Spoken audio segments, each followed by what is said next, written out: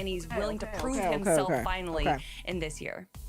Yeah, that's great. And I mean, listen, Kanada's got a big week ahead of him. You're talking about maintaining that FNCS finals appearances record, right? Making it to every single one. He's got to do that here today, whether that be through a win or through consistency. But then he's also got to go ahead and do it next for the intro, so I just decided to went live just now. So like, hello, we're doing a watch party. Yeah. Dig and Aussie Antics for kind of making moves this major to make sure that we see content around some of the dig players. Of course, Kanada being on Dignitas actually caught a little bit of the content that they were pushing out earlier today, where Kanada actually was on stream kind of showing who he thought was going to go ahead and get a win today versus so like I'm kind of hyped, bro. And he actually put his trio as a well, winning I'm not trio going to sit here and victory yap royale and today, watch. so I'm excited to see what they do. I mean, you know, this is Kanada. It's all good. Even I'm not even I don't know if you're a little still stressed. Not even a little. Can you tell? Let's talk about more trios, though. But yeah. We're seeing compete today. It's Clicks, it's Iamzo, it's Higgs. Obviously, if you've been following, you know. Oh yeah, we're talking about Clicks. First, then Clicks broke it, and now, you know, here we are once again. We got, they've been in 54 finals, bro. Bro, they gotta lock in. They gotta win this FNCS. I believe in them, bro. They gotta lock in this FNCS. Wins a grand finals, wins a major, gets his title, and then we really don't care about that. But anyways, this is what I wrote in the script in case you didn't know. You know, Zeke, you're not the only one saying that. A lot of people, a lot of streamers, a lot of YouTubers are saying that this is Clicks, Higgs, and Iamzo's tournament to win. And more onto that, it is the addition that this isn't just their tournament to win, that if they lose, that they, you know, are going to get pounded on, that they're going to be regarded as playing, like, below their standard. And I think that it's, and maybe Vivid, if you have a different opinion, let me know, but I think it's a little bit interesting that Peterbot's trio in Major 1, after the continuous wins that we saw from them in the Div Cups and performance evaluations, and how everyone thought that it was going to be like, you know, their tournament, no one can beat them. They were not held on the same regard as Clicks' trio, who have not won a single FNCS title, and then they still didn't win and still were not regarded so heavily. And I have to wonder, just the pressure that is put onto Clicks' trio, I think is a bit unbalanced compared to other trios that are even arguably better, just because he's the biggest streamer. Well, I mean, yeah, I think the sentiment around that is that right now, currently, if you take a look at the year as a whole for NA Central, right, Acorn's trio, Peterbot's trio, and then Clicks' trio, they look like the three best trios on the region right now, without a doubt. And the reason why everybody's saying, oh, they need to win this one, this is their best chance at winning, well, it's because those other two top three trios that I just named, we all know this, they're contesting each other, right? And we all know, historically speaking, if you're contested in a grand don't final, tell me Peterbot's gonna contest Clicks, bro. Top 10 alone is so low. So Clicks, if they're contested, they've got to take advantage. They've got to win this. Is not winning this. Okay, all right, let's shift gears here. Obviously, we're looking to try and qualify for globals. Let's talk about someone who has visual braids and finish. They qualified back in Major 2, and there's a little bit of a contestation situation happening at the Resistance base. More on that in a second. They've been in like these guys 26 though, because again, they've qualified, right? So we're coming in. We ain't got nothing to lose. Yeah, and a lot of people seem to be disregarding this trio as a trio that didn't deserve their spot, and I completely disagree with them, especially if you just watch the most recent Performance Evaluation Cup, where they walked away as the winners of Game 2, and just how smart they were playing the low to kind of mid-ground levels really impressed me as a trio. They just knew exactly when to go on the aggressive, knew when to pull back. So many trios stick to the front of zone and try and go on the aggression from low ground there, but they just played it so much more patiently than other trios. Yo, they're not in the match, by the way. We're just watching. We're just watching them talk. The way they played, they were so prepared for that, and I think that this is something that we're going to see again today, and probably during the grand finals. Yeah, I mean, if you look at this trio's their performances in past FNCS. Sorry, Chad, I got the most quiet mic in the entire world. I'm so sorry. And that was their best finish. Visuals I'm so sorry. I don't got my other mic. Chapter 2, right? So So I'm just gonna basically talk on my mic. Yeah, we got 5 minutes till the first match starts. So yeah. In my opinion, right, they gotta place well because all eyes are kind of set. Oh, I'm kind of excited for this. Chat, who's winning the tourney? Make your predictions. Who's getting the first victory royale? I'm going to be good at globals. You gotta do it in Major number 3. I'm kind of hyped who gets the first victory royale. I hope it's Clicks, man. If it's Clicks, it's going straight to grands. It's Muzz, it's Shadow, it's Sphinx. I hope, bro. I hope they win, bro. All we got was Shadow, bro. Shadow, you playing this tournament, bro? Muzz and hold on, I gotta Shadow. send the CMs. And this is the same Shadow that paired up with Carbon Tyler at one point. Hold on, Hold on. The new trio. Hold on, we gotta do some trolling. On paper and like I guess like individually, they are such powerhouses. Like this has to be good, right? Like this just has to be good. 100%. And correct me if I'm wrong, Muzz, Shadow, and Sphinx are actually going to be landing over in resistance space in the northwest corner. What I like about this trio, though, is that this is one of the newer trios we've seen. A lot of trios, actually, for Major 3 have had some competitions with each other throughout the previous majors. But Muzz, Shadow, bro, and playing Sphinx FNCS better are good. a relatively greener trio than what we've seen from the other Yo, what's up, people Mario? How you doing, bro? Yo, chat, we're gonna watch this. We're gonna watch this match. All of them are and Yo, how chat, bro. Yo, there's no way I gotta be doing that. I'm actually so goofy. Easily clutch out so many solo points. That's so weird, bro. Definitely, and you know, like Kelly kind of already mentioned, this is one of those trios kind of forming. Leo did me insane, bro. What do you mean about that? What do you mean about that? All the changes that would probably happen prior to this major, just because. Like, what do you mean about that? The last chance, only 2 spots available. Chat, we got 4 minutes. He gave me enough Robux for the pack I wanted, bro. That's really nice of him. And so many bring guards and still bring around. Bro, that's very nice of him, to be honest. That's really nice of him. Throw you Leo in the chat, bro. That's really nice of him. Really nice, really nice. Thank you, Zeke, and that's My bad. right. We are here. Group 2 might be the best of the best here showing up, Jacob. Obviously, we're excited for the weekend. We're going to have a lot of Fortnite in front of us. No, definitely there's over 5-6 contested fights right out of the game. Why is Jacob reminding me of a boy? Is when a team wins a game, their spot opens. What's up, the best dog? Yo, that lab event, bro. That lab event, bro. The rocket going up in the sky was really cool. And you saw the stats. They're showing us how much of a stacked lobby we're going to be looking forward to. So the competition's high here. Zeke. The rocket going up in the sky was really cool, but the event was too short. It was kind of short. First off, it's like a minute. Second off, like a minute, 2 minute long event. already kind of ruined the surprise. Yo, what's up, Shadow? You playing FCS, bro? You choked my DMs?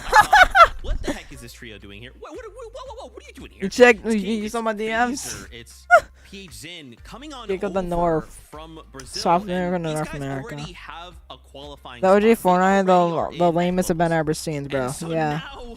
We got a wonder. Yo, what's up, Mario? Leon also gave me. No, don't come over here to mess with us and What he gave you? What are you doing here? You know, I love the move that they made. When we saw, gosh, last year in Major 3, so many European players moved their way over to North America to prove that it was an easier region so that they could punch their He gave you a Majesty and a But that's not what we're London, whatever thing is, and my brother. Just like 500 cash per second. Nice. For those global championships. I don't think that. Okay, who are these dudes, bruh? Oh, they already punched their ticket. They're just here to have fun. I think that this is them actually like putting, you know, the pedal to the metal and putting as much practice as they potentially could. Okay, this is from the play-ins. Out of a play-ins. global championships of it. Yeah, I mean, that's definitely what it's all about, right? They're just. You guys can hear me a little, right? I'm trying to not be too loud. Landscape, right? If you take a look towards invitational globals in Like, 2023, can you hear me from this? Like, there my were volume's not only all the way up. 3 instances of a No, there's no way you can not hear me from that. That's like so weird. Those events, and actually PHN. Probably not, bro. Did you see my DMs, bro? Are you playing FNCS, bro? Are you secretly playing FNCS, bro? Nah, bro. You secretly playing FNCS, bro? No. Major going to be enough experience for them to make a giant, you know, in Village looks like a rip off of Clicks. Okay, bro, chill out, bro. He doesn't. I'm playing FNCS. Yeah, man, Shadow. Yeah, I mean, these guys are landing at Lone Wolf. They're kind of like contested, like a little bit. But that's such an interesting point, baby, because you know I think that's. Oh, we're talking about these, bro. What we talk? Oh, they're contesting each other in one Lost Lake. Every region has their own meta, and like, yeah, there's a lot of like. Show me screenshot. Like overall metas, but like within each region, there's almost like play styles, and there's paper and like point right. So. Oh yeah. You playing FCS, bro? You playing FCS? Now you gotta be playing FCS. Shadow. Shadow. Stop yapping already. Nah, I'm gonna keep yapping. And Shadow. You don't not care about the same Shadow that paired up with Carbon Tyler. The Igo. Yes, the Igo indeed. Really? Oh, match is about to start. Battle bus is ready, chat. Hurry up. Oh, Kelly, this is King we're talking about. I mean, honestly, I think it just speaks on how good of a region, maybe even the best region NA is, that we saw King actually go over to Europe to get some practice in, but he didn't do that this time around, did he? No, he went over to NA because he knows that's where the best trios are, and he wants to practice against the best. Maybe a little bit closer to home as well, but yeah, making a statement right now before. Bro, Shao playing this tournament, bro. Yo, Shao, everybody say Shao to lock in, bro. Imagine, you know, they win this FNCS. Ooh, they would go on the globals feeling pretty confident. FNCS heat. Oh, Noah's playing this. Oh, I know Noah. Now, speaking of confidence, I have the utmost confidence. I'm surprised I'm not subbed to him. Because game number 1 is ready to go. Let's take a peek. Everybody lock in. Number 2 has for us. Casters, take it away. Thank you so much, Zeke. Bro, Jacob reminds me of a YouTuber voice. I can't think of it. What does he sound like, bro? Sounds like K-Dog or something. I'm not even joking you. Yeah, and this is gonna go by. Really, just a rip off of clicks, bro. Bro, they're not no rip offs, bro. Some of the rip offs. Let's jump on for game number 1. All right, let's come on, man. Group 2, game 1. All right, everybody lock in. All right, Jacob. Group 2 is everybody lock in. Off, and we are off to the races for North. All right, there's the battle bus. Everybody jumping out of that bus. The group that I was definitely looking forward to. Everybody better get some mimicable items, bro. Everybody got lock in, bro. Chat, everybody make your predictions right now. Who's getting this victory royale? Showing up, looking to put up some numbers here and get some practice for globals. Yeah, okay, I'm actually spectate Shadow first. I know he's laughing his butt off right now. Bro, hey, yo. Oh, yeah, GGs are contested. Yeah, GGs. Wait, we might have an off-spawn fight. So, Fazer's team and King's team has 17 FNCS titles. In total, the most of any world. Wait, what? They gotta think on their toes the most out of any trio. Okay. Yeah, well, wait, are they contested in Foxy? Now we got another team contested in Foxy? On NA to kind of kick off the catalyst. Bro, like, what is this? Like, is this the contest war? Definitely looking forward to how this game's gonna continue. Yo, everybody look this guy up. Everybody see if this guy's streaming. I don't know. I'm not looking him up because he might be swearing. Grand finals appearances we have here in this lobby. Can you guys hear the stream? Names you recognize across the NA region. In general here, all of them, of Nerx course, got looking to shake themselves right now. up. Who believes me? Yeah. In and out day. There's not many teams like Acorn that you saw last week that are willing. Bro, to this feels so good streaming on my monitor.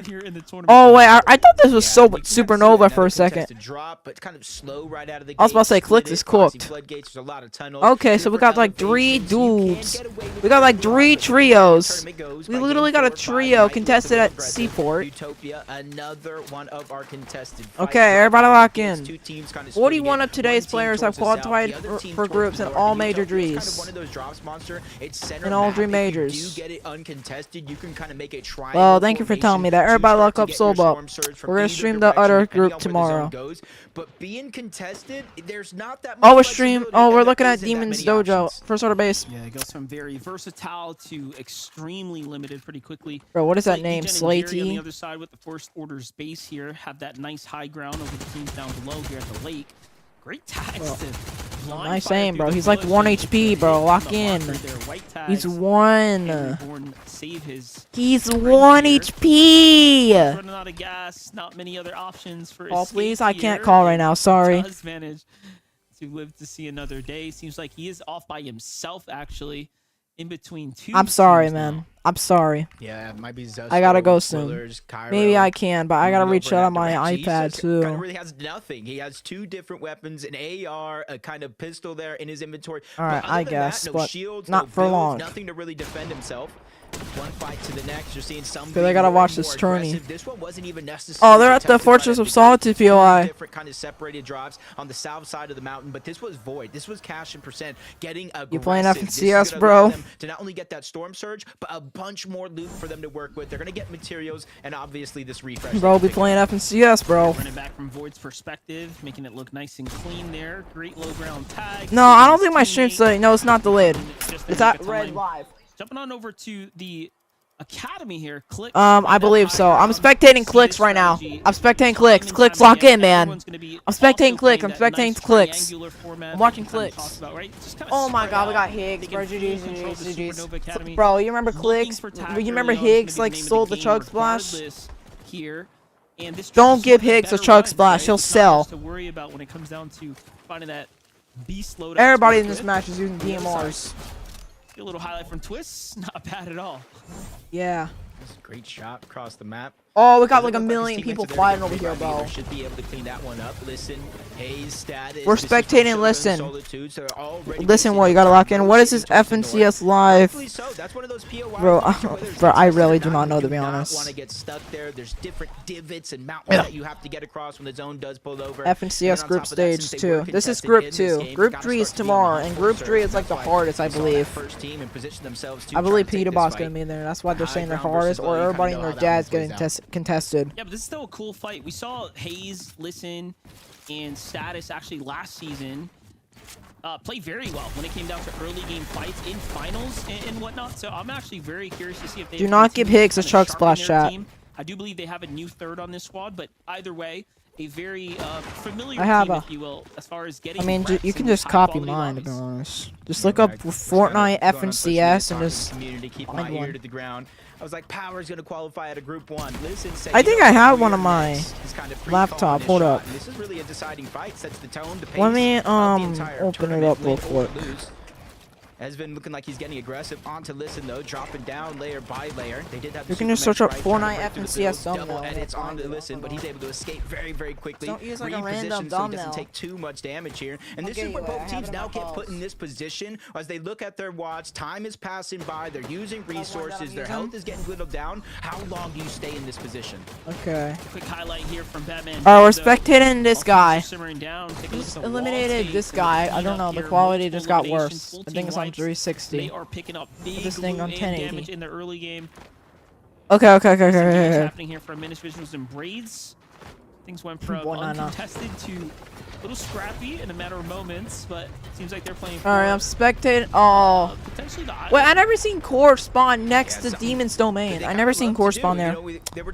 Never seen them spawn there. Clicks at the 2025 Global Championship. Bro, I'm watching globals, bro. I don't care. Was consistently going for this island. It was a little different. They sometimes had to run into Acorn Age. I don't. But without them in the lobby, I don't think there's too many teams that are going to be brave enough to go up there if they are. Yeah, my stream is mad. My stream's like probably 2 seconds delayed. Potatoes, so that way they can make sure to keep. Oh yeah, I was delayed because I'm watching the island now. I'm watching the island. Okay. All right, I'm fine. I'm good. This loot here, that's a key item for endgame. Everybody look these people up. I'm not looking them up. These upper tier lobbies start to take shape. And again, this one absolutely a cut above the rest of. Oh, we got the Send team. Send Bolt, Send Rapid. So I am definitely expecting. Oh, we're spectating Kanata's team. Kanata. Some upsets. Reps. Rapid, Kanata, and Bolt have 5 final victories this season. We already know Kanata's got a lot riding on the line here for this grand finals. What's up, man? How you doing? Appearance.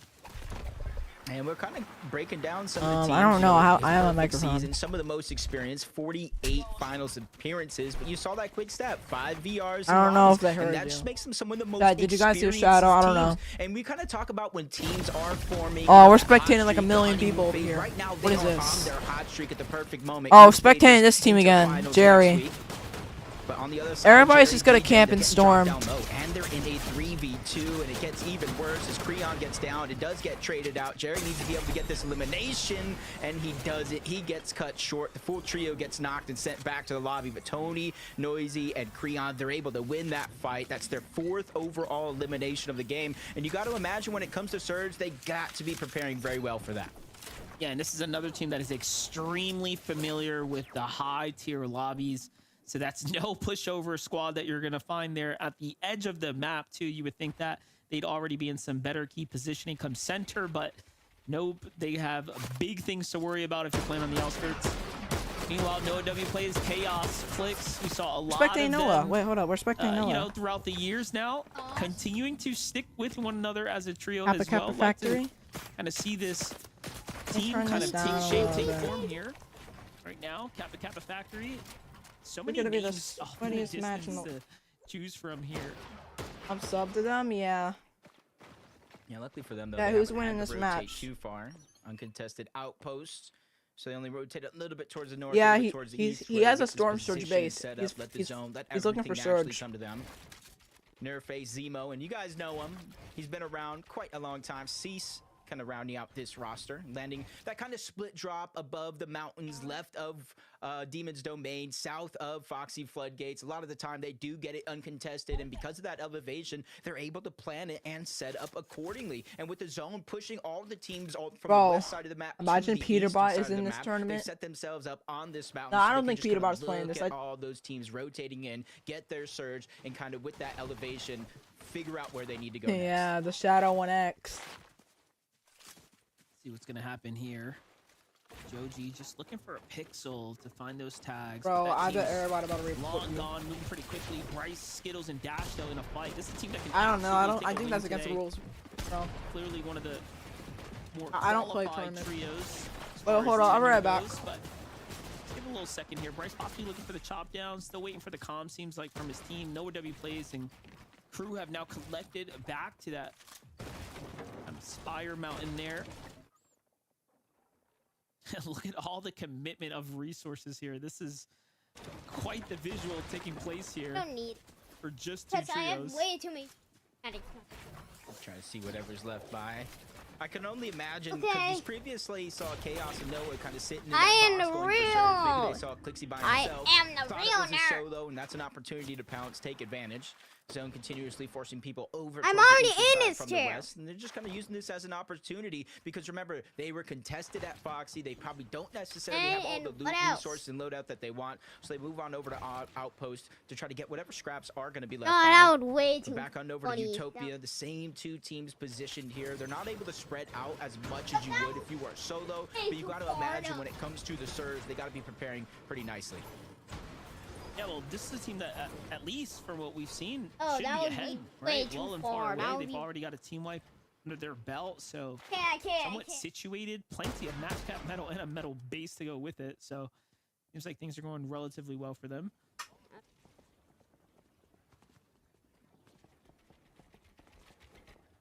Bro, There you go. Finally seeing a little bit of the edge of the zone. not funny. Just over towards Demon's Domain, so What? you see it is kind of pulling and forcing a lot of these teams towards the east of it. I Ow! expect that trend to continue maybe in the next 2 zones, maybe even 3, but once we get towards halfway, I think more and more of the zone will kind of reveal itself where it does actually want to go.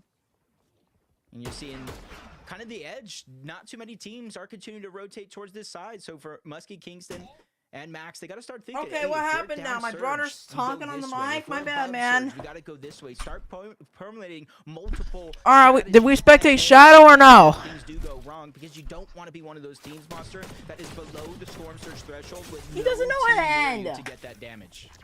Yeah, and look at this. The zone's going to be relatively close, so it's not like they have to move a lot. Not sure if this is going to work for Do or it. against them, right? Typically, you want at least some type of motion, some type of activity in your area. Nerface, Zemo, and C seem to be pretty content with their damage. They're off to the races, not looking to trade with any of these teams inside the Demon's Domain. All right, Demon's Domain. They're trying to now place themselves in a better spot for mid-game. Little knock happening here on the rotate, though, for Akarun. I don't know. Lucky for them, Jake is still nearby as well. Happy. This was the team that was kind of just north of Lone Wolf Lair, FaZe, King, and PH in. They positioned themselves, kind of stealing away most of that loot. Their Now we're choice. kind of seeing what they were able to do with some of those. Bro, scraps. I'm Now, they're spectating pretty far in this someone, they game have so like far. 1 health. Fort zone, but it does continue to pull drastically towards the south. You see the lean all the way towards the east. So for a lot of these teams, you see might not be the most healthy. Their job is not done just yet. They have plentiful of shields, but you can see they're lacking the HP, so they got to be on the move because they cannot take too many ticks of that zone. I don't think we've seen an outpost enclave end zone or anything like that, so it'd be pretty interesting depending on how far these zones start to pull now. Oh, this is a team really scrappy here for the rotate. Let's jump in with Creo. See how things are going for Well, have we Creo, not Noisy, and spectated Tony you yet? here. After their fight, they've actually picked up more eliminations on the rotate into the kind the edge probably of zone died. here, He probably just well sold the above entire the match. damage threshold. So that's going to be absolutely reassuring for this team here. Everything else now is really just a cherry on top. They've kind of done what they've needed to, I think, for this. Bro, I'm literally watching someone get a storm surge, and bro, they're at 1,000 above. They're cooking. That's kind of a blessing right there with that bird's eye view, the elevation. I don't know. You said We haven't yourself, spectated you massive yet. amount of storm surge. They're not in a rush to move, but we talked about this team here below the damage threshold. Quite a possibility. They end up in a tough spot. We saw that they had no HP heals. All they had was shields, and that might have been it. Now one of them stuck by himself. Okay. They were able to get a trade onto one, but the double res, which means he's going to get back up to I mean, your tip-top stream shape is better because in you no probably time. have And less another delay. team even moving in and threatening down this presence. They're just trying to take the spoils of what they got off of that elimination. They're not too far off away from the zone, so they can build, they can tarp their way in, go back, replenish some of those materials, and kind of set themselves up. They can peek through the cones and try to get as much information Yeah, those as for like possible 6 because they days. know this is going to be the stack side of the map towards the north. Yeah, definitely is the much more congested side right now. Bro, Starting to watch take form party here. is. We're gonna do another. I'm doing another About watch party 3 tomorrow, teams which is plus group one 3. sitting on top of each other And I here. heard that was gonna be the hardest. Still looking. See, try to gather any information there. Yeah. Not a Bolton Rapid though. Chilling right now. Looking to make the move here. Dash is gonna start coming out. Full set of misform charges here on the trio as well. Yeah, they're gonna be alive 4:45. For bolts though. If you want to watch the EU one, that's gonna be at like 11. The slight min-maxing here. At Just trying to times, keep so, like- themselves capped off on material while they rotate. Just taking their time. Full control of the lobby right now. They'll be. Ooh, big fight right now for the Brazilians. Though here on the left, Phaser, King, and PH Zin come across another trio. Doing the They're essence. still standing. They're holding their own pretty well here. Wait, your Kanata, growagarden Rapid, and data's Bolts, back? though, Are you don't even sure? want to stop to take a look at this. You They're sure? just minding their own business. Mario, are you sure? Yeah, they know eventually last time you whoever did wins this, this fight's gonna have kinda to rotate in the direction. said You no see it in way, the I mini kinda map believed already it. where they position themselves just at the edge Are of you zone. actually for One real? elimination so far. That one's gonna be on to King, probably in this Oh, your fight where cash? there's access W's, left. bro. He W. kind of separated from their trio, and this is where King, Phaser, Back. PH Sin, even though they might not have Let's go, an bro. NA W's in the FNCS chat, bro. championship monster, they do have multiple FNCS championships. They have experience. They know Go, bro. when to kind of not necessarily Wait, give up, do you have your but garden not back, get though? too greedy Or no? for more and more and more eliminations, especially since they themselves are not in the zone just yet. Oh, we're Back spectating to clicks the again. Invitationals, Bet. You know, Brazil showed up. 2 out of top 10 spots going to them. It was quite the showing. Really just putting respect on their region's top Hey, I'm gonna tiers. just, you know, And peppers Peyton and was a stuff. part of that storyline, so I'm all for it. I think they are the X factor here for the globals, and anything can happen with them in the lobby. Now you're seeing more and more of those tricks coming out from underneath players' sleeves. Didn't really get too many appearances of it. I think just kind of tournaments, players streaming them, only scrims. They don't want to share too many of their strategies, but now it's all coming out. Oh, we're spectating I see one of them Iamso. in the eval finals where, I don't know if Bro, it was Iamso Heyy, cooks. Iamso, they were able to use that cave monster and take their down teammate into a safe location. So that's multiple strategies already out early, and honestly, in some cases, it's no use wasting them because you have to make it to the grand finals if you're looking to save it. And sometimes you need some of those tricks in order to make it happen, especially with another far pull towards the south. Yeah, that's right. Everything's gonna have to come out the bag here.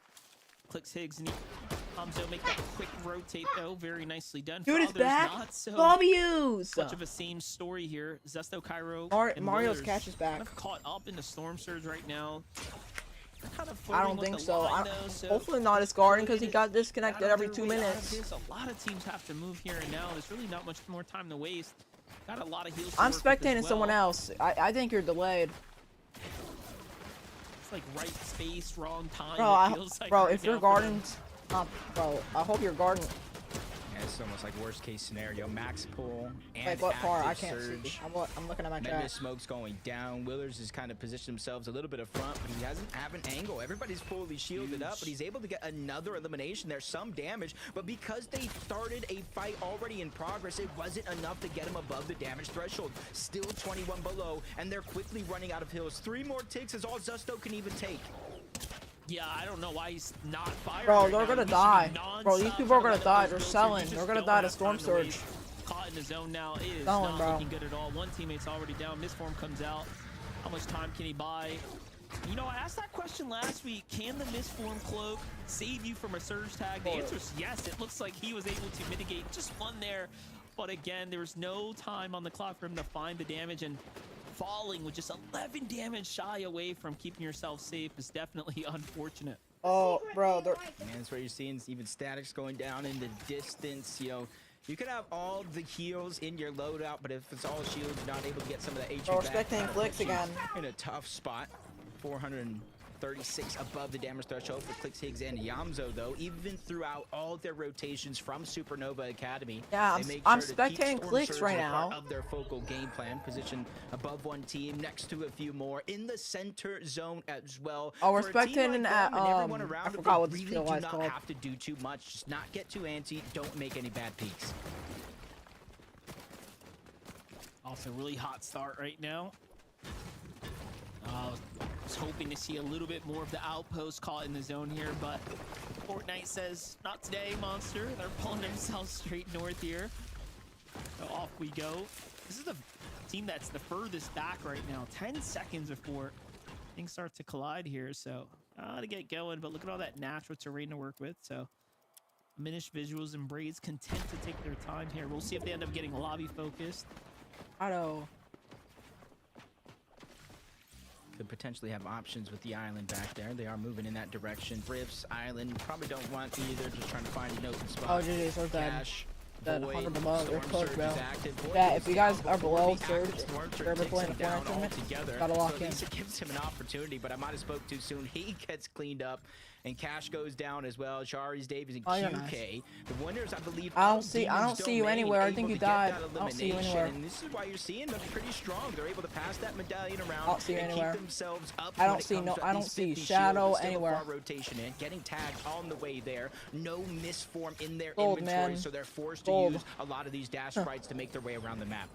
Well, thank you for the raid, Shadow. Appreciate you. There again, just look at that HP jump. Appreciate the raid, Shadow. You're amazing. And it just really showing you the strength of the loadout, the strength of the domain. I mean, they That's have funny. 6 eliminations as well. Oh, respecting Kanata again. Very, very Oh, Kanata telling is game for them. cooking. 720 above. Yeah, they're Bolts chilling. and Rapid, completely different story up here. The skies. I are think they have the bright and exotic clear. pistol. Yeah, No GG's. contestation up top here. I don't really even see too many teams poising to put up a fight at all. Nice zone pull as well. Look at how fast they are to react there. No time wasted. Even using mobility to make sure they get that nice secure high ground here. What a position to be in.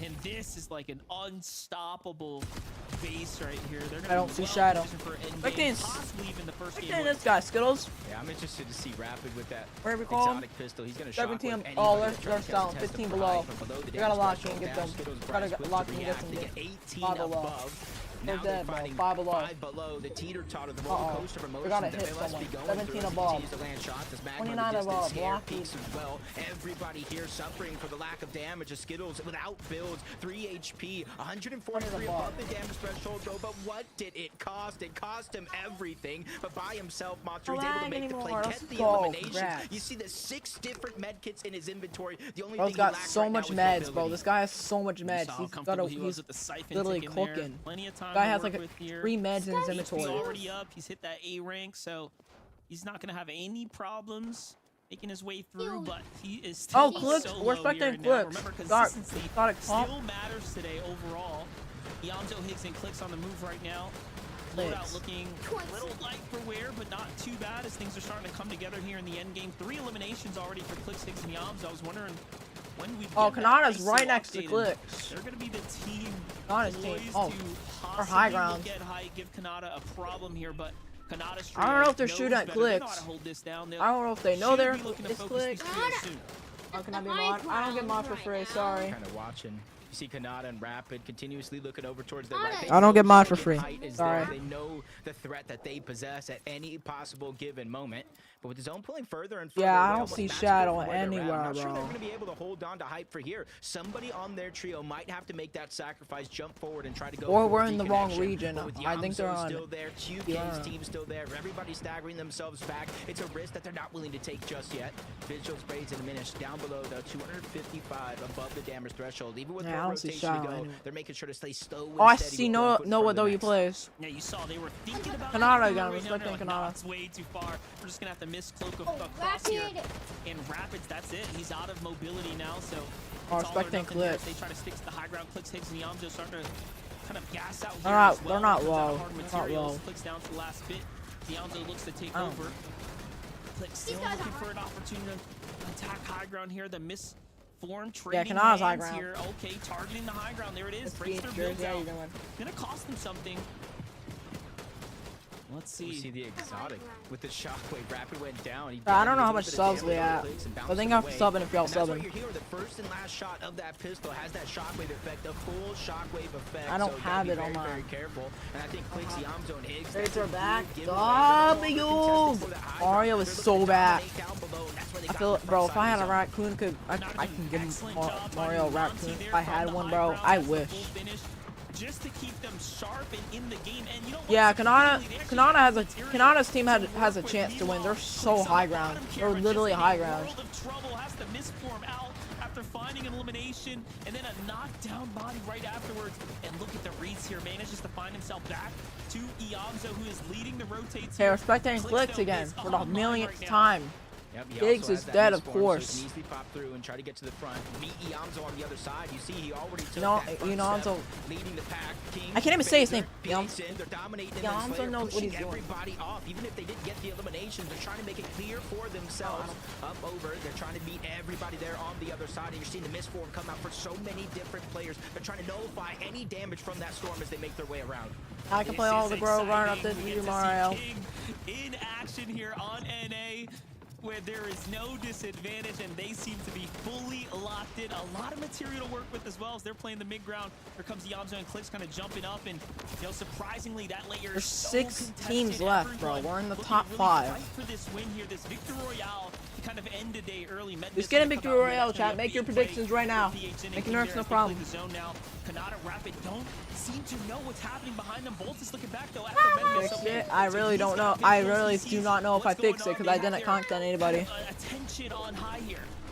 Yeah, but Rapid sees him. He immediately starts firing toward the backside of the zone. They all have to go one by one, but it's a distraction. Yamzo makes his way up a little bit of those layers. Clips meets him there as well. Everybody converging. They don't want to be on that ultimate low ground. It's so chaotic. It's so dangerous down below. Clicks Yamzo. They found a solo by themselves. He's able to escape, but it's into the backside of the zone. That one gets stolen away. Bolt gets that elimination, but there's still somebody left alive. Madly cry, but it's only for so long. The Brazil Kings are able to dominate yet another player, but they lose one along the way.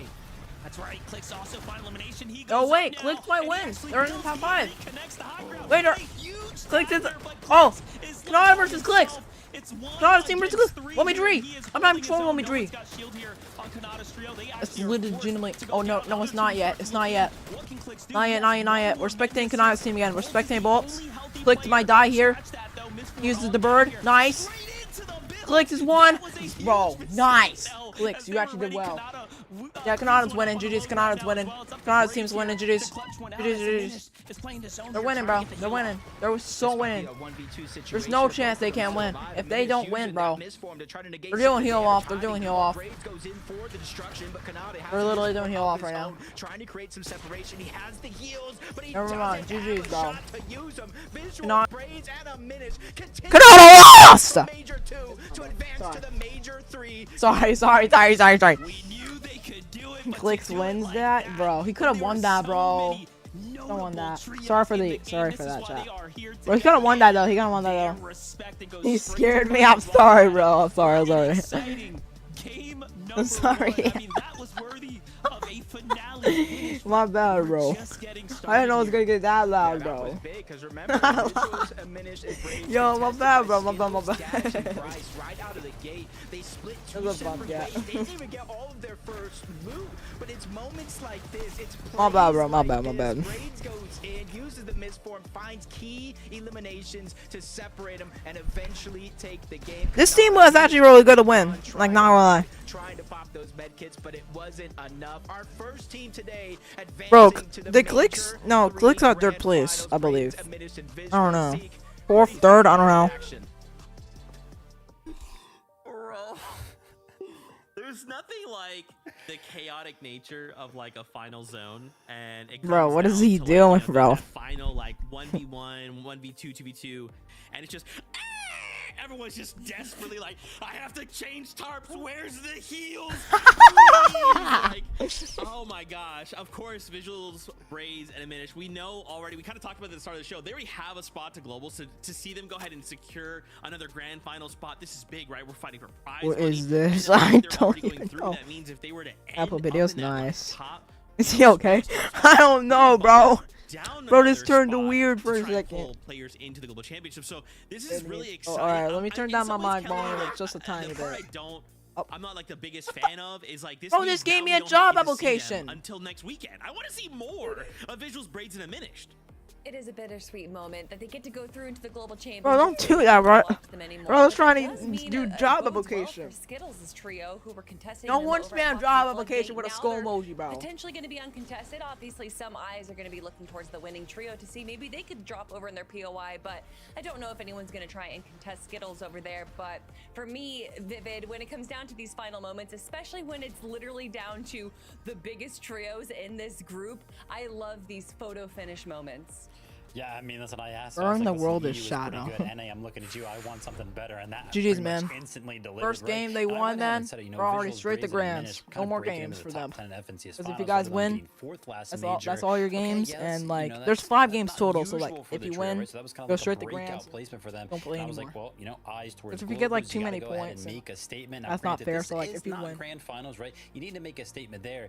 But man, if you want to start a sentence, start a paragraph with one of those exclamation points from this trio that they just put on in game number 1, I think that does it. I love it. Oh, man, 20 players are in stock. That's like the best seed in the game, bro. Finals next week, but for now, a short break. When we return, we'll break Yeah, down we might. what we saw Chad, at we game might number start 1. doing more Bedwars streams now because I'm streaming on monitor. Alright, try. Right away, 3 minutes, man. Alright, so good for real. Since they're so good, I gotta go buy it. Gotta go buy it right now. So good. Buy it.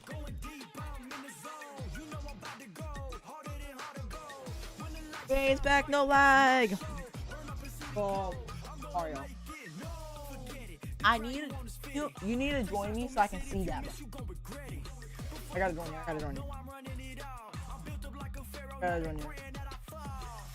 Bro, Pet Sim has the craziest lowest playground in the world. What's up, T-Dubs? How you doing? 26 trill, baby. W's, bro. Starting over. Don't plant like a million things, okay? I would recommend you delete some trees. Delete a little bit of trees so you don't lag. Thank God they had save slots. The young growagarden. I gotta go get those carrots. So good. I gotta get these carrots, bro. They're way too good. It's like the best seed in the game. Like all these other seeds.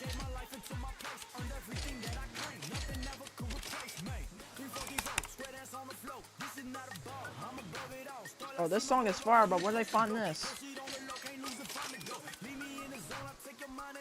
Oh, lagging for me? That's so weird. I'm not lagging. I think because of my graphics. Oh, I'm so mad. I think that's why.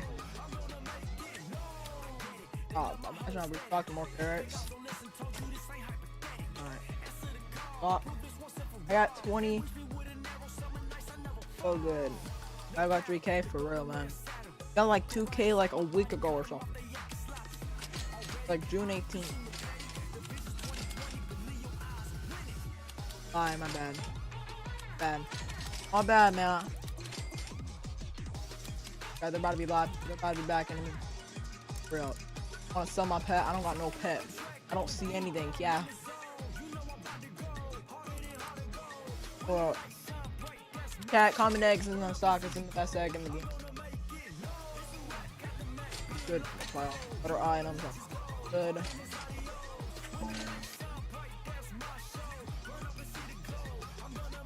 Okay. Like the best seed in the game. Carrots are so good. The best seed in the game. Yes. Growagarden up in CS stage. Yeah, stage 3 is tomorrow. Then we're gonna start watching grands. FNCS game number 1. I don't got an age 50, bro. I don't got age 50, bro. I'm sorry. I don't got age 50. We'll be seeing them in the grand finals next weekend. But we still have 4 more games to go, so nobody panic. Everything is chill. Let's talk about Kanata in that last game. My oh my, second place, 10 eliminations over on the trio. And there was like some really interesting developments like throughout that game, right? We saw that surge base out in 9th zone, right? Like, and then just making kind of like these crazy Kanata style plays. Like, I love seeing Kanata play. It's so crazy that you can go from everything's chill into saying Kanata's name, because I think that that's an oxymoron right there. This trio is anything but chill, and this game just showed how serious they are taking these group stages, controlling the high ground so well, and being really prepared for that end game. You can see the loadout that Kanata had. He understood the assignment, but unfortunately Braids and Aminish wanted to make sure that he did not get an A on that paper. But we got another opportunity. We have actually 4 more opportunities, because that's just game number 1. Vivid. I mean, yeah, that game from Kanata Rapid and Bullets, I was getting ready to be like, wow, listen, this is perfect Fortnite, right? I mean, they held high ground from 9th zone. That's such a, you know, a hard feat. We've seen it time and time again. And then they defended, like, the chop from Clix' trio. Rapid dropped down, make sure they stayed connected. And then the trio was aware enough to go ahead and look into the zone, catch out King, and trying to, you know, make one of those heel-off plays to kind of flank the high ground. They defended it so well, right? Trio versus trio, everything was fine. And then Clix enters the conversation as a solo, right? It's like, wow, you guys are doing so well. And then the 3v1 happens, and you guys are just getting like pieced up. Clix is flying all around, hitting incredible shots that we've never seen before. And that's what ends up taking them down. I mean, listen, if Visuals, Braids, and Aminish, with all due respect, watch that game back from the perspective that we saw, they'd be like, oh wow, we didn't really like win that game 3v3 against Kanata's trio. We got a major assist from Clix, because wow, he did some damage to Kanata's trio. Yeah, that mythic in his hands is the exotic in the hands of Clix is absolutely disgusting. And there was such a moment there that we thought we were going to see a solo clutch coming out of Clix. And honestly, we did get to see a solo and even a duo clutch coming out of these guys, but just missing the mark ever so much by jumping into that box and finding a few other players here we could watch going into 3. You know, we've heard 1v1s, 1v2s, but 1v3 Clix, that might be a little bit of a tall order. Yeah, I mean, you managed to pump 1, right? You take out Volts, but there's still 2 people in the box. You know, I respect the play. It's so exciting, but still, we got a performance from Clix. Now, just a few more games, right? 4 more games. We got to see the VR from them. Let's talk about King. I cannot believe we saw this game. This first game go the way that it did. What a strong showing from the trio coming out. And I really like, there's kind of like these little tech things that the trio was doing, like healing in the zone, sitting outside of that tiny little circle where everyone's trying to fight. They're using these med kits, these chug jugs to kind of heal up and kind of wait, like, hey, the moment that you make a mistake or you just aren't paying attention, we're gonna strike. Like, man, these guys are nuts. There was a moment during that Med Mist and Storm behind zone that I thought they were going to go for height against Kanata, and we've actually seen them do that before, not just go for height, but also defend height very well. But I actually liked that the adjustment that they made. They realized that just height was having too much chaos going on with it, so they needed to stick to low ground, go for those eliminations. It wasn't necessarily their game to win, but being able to stay alive for as long as they did definitely boosted them up the leaderboard. Yeah, I mean, our top trio was just straight up looking at the standings, right? Those top 4, they all did something very, very well. I mean, you know, Heyy went down a little bit early, but Clix went ahead and pulled up the solo clutch. Phaser, Pigeon, and King, they had that mid-ground control. Visuals, Braid, and Minish, they had that front low control, and then Kanata, Rapid, and Bolts had that high ground control. So all of those trios up there putting on a performance in just different categories, awesome to see in one lobby. Well, Viv, why don't we do it again? Why don't we go ahead? Because game number 2 is ready. So casters, let's go again. Thank you so much. And game number 1 was anything but a disappointment. Foot on the gas the entire way through. But the interesting thing, you guys gonna know K-Dog, right? I can't even speak to him. My grammar. You'd think a spot would open up. No, bro, no, don't say that, Pop Cup, bro. Come on. Don't say that, bro. Foxy floodgates. Not 2 of the map will change this time around. Yeah, very interesting, right? For them to kind of get the tall order out of the way. You know, it's not, you know, often that the team that's contested takes the victory out. So let's see what's happening here for game number 2. All right, group 2. All right, guys, I'll be right back. Let me know what happens. What a start to the tournament day that we got there. That was exactly what I wanted to see go down. Big showings from the team that we expected to, of course, be up at the top. and now we get to continue that story here. Gonna be an interesting thing, the way it all kind of plays out after game number 1. You know, when it comes to damage, it's going to be Kanata, Bolts, Rapid. They kind of set the entire lobby on fire in that game, and they're going to be in this one yet again, Crime City. And for them, it's just kind of reps underneath their belt. They kind of got some of the most damage in that game. Kanata over 1,090 damage. Bolts 1,893 damage. First in the entire lobby, already setting the pace. You know what? I felt like those exotic pistols slept on, right? You just saw how much of a disrupted the shockwave factor is behind them. Very interesting to watch it kind of play out in this type of caliber of a lobby. And then, of course, excellent uses of the misform. It was used in aggressive ways and heal off types of ways there to go in and find themselves to safety. So just group 2, not disappointing at all. We expected high quality, high tier action. And it's exactly what we're getting here at the Demon's Domain, though. This is like a question I think everyone is curious about. Who is going to be in control of this amazing drop spot right now? QK, Jerry's, and Davies is the team that walked away with it. And then, of course, leaving with those tokens, you saw how much of an advantage they had. They had no problem playing the mid game and making their way to end game. Yeah, essentially kind of opens up your inventory slots to be a little bit more flexible, because you can kind of pass that medallion around, get your teammate shield up, so kind of acts as minis of sorts, so one less there. But it's just kind of interesting the way it all plays out, at least kind of what we've seen with other teams playing at Demon's Domain contested. This one's going to be a slower approach. One team take from the bottom, a lot of the good loot up there to kind of start it off with the elevation. The other one trying to take the outskirts, go further and further below Demon's Domain, at least try to loot up to give themselves a fighting chance.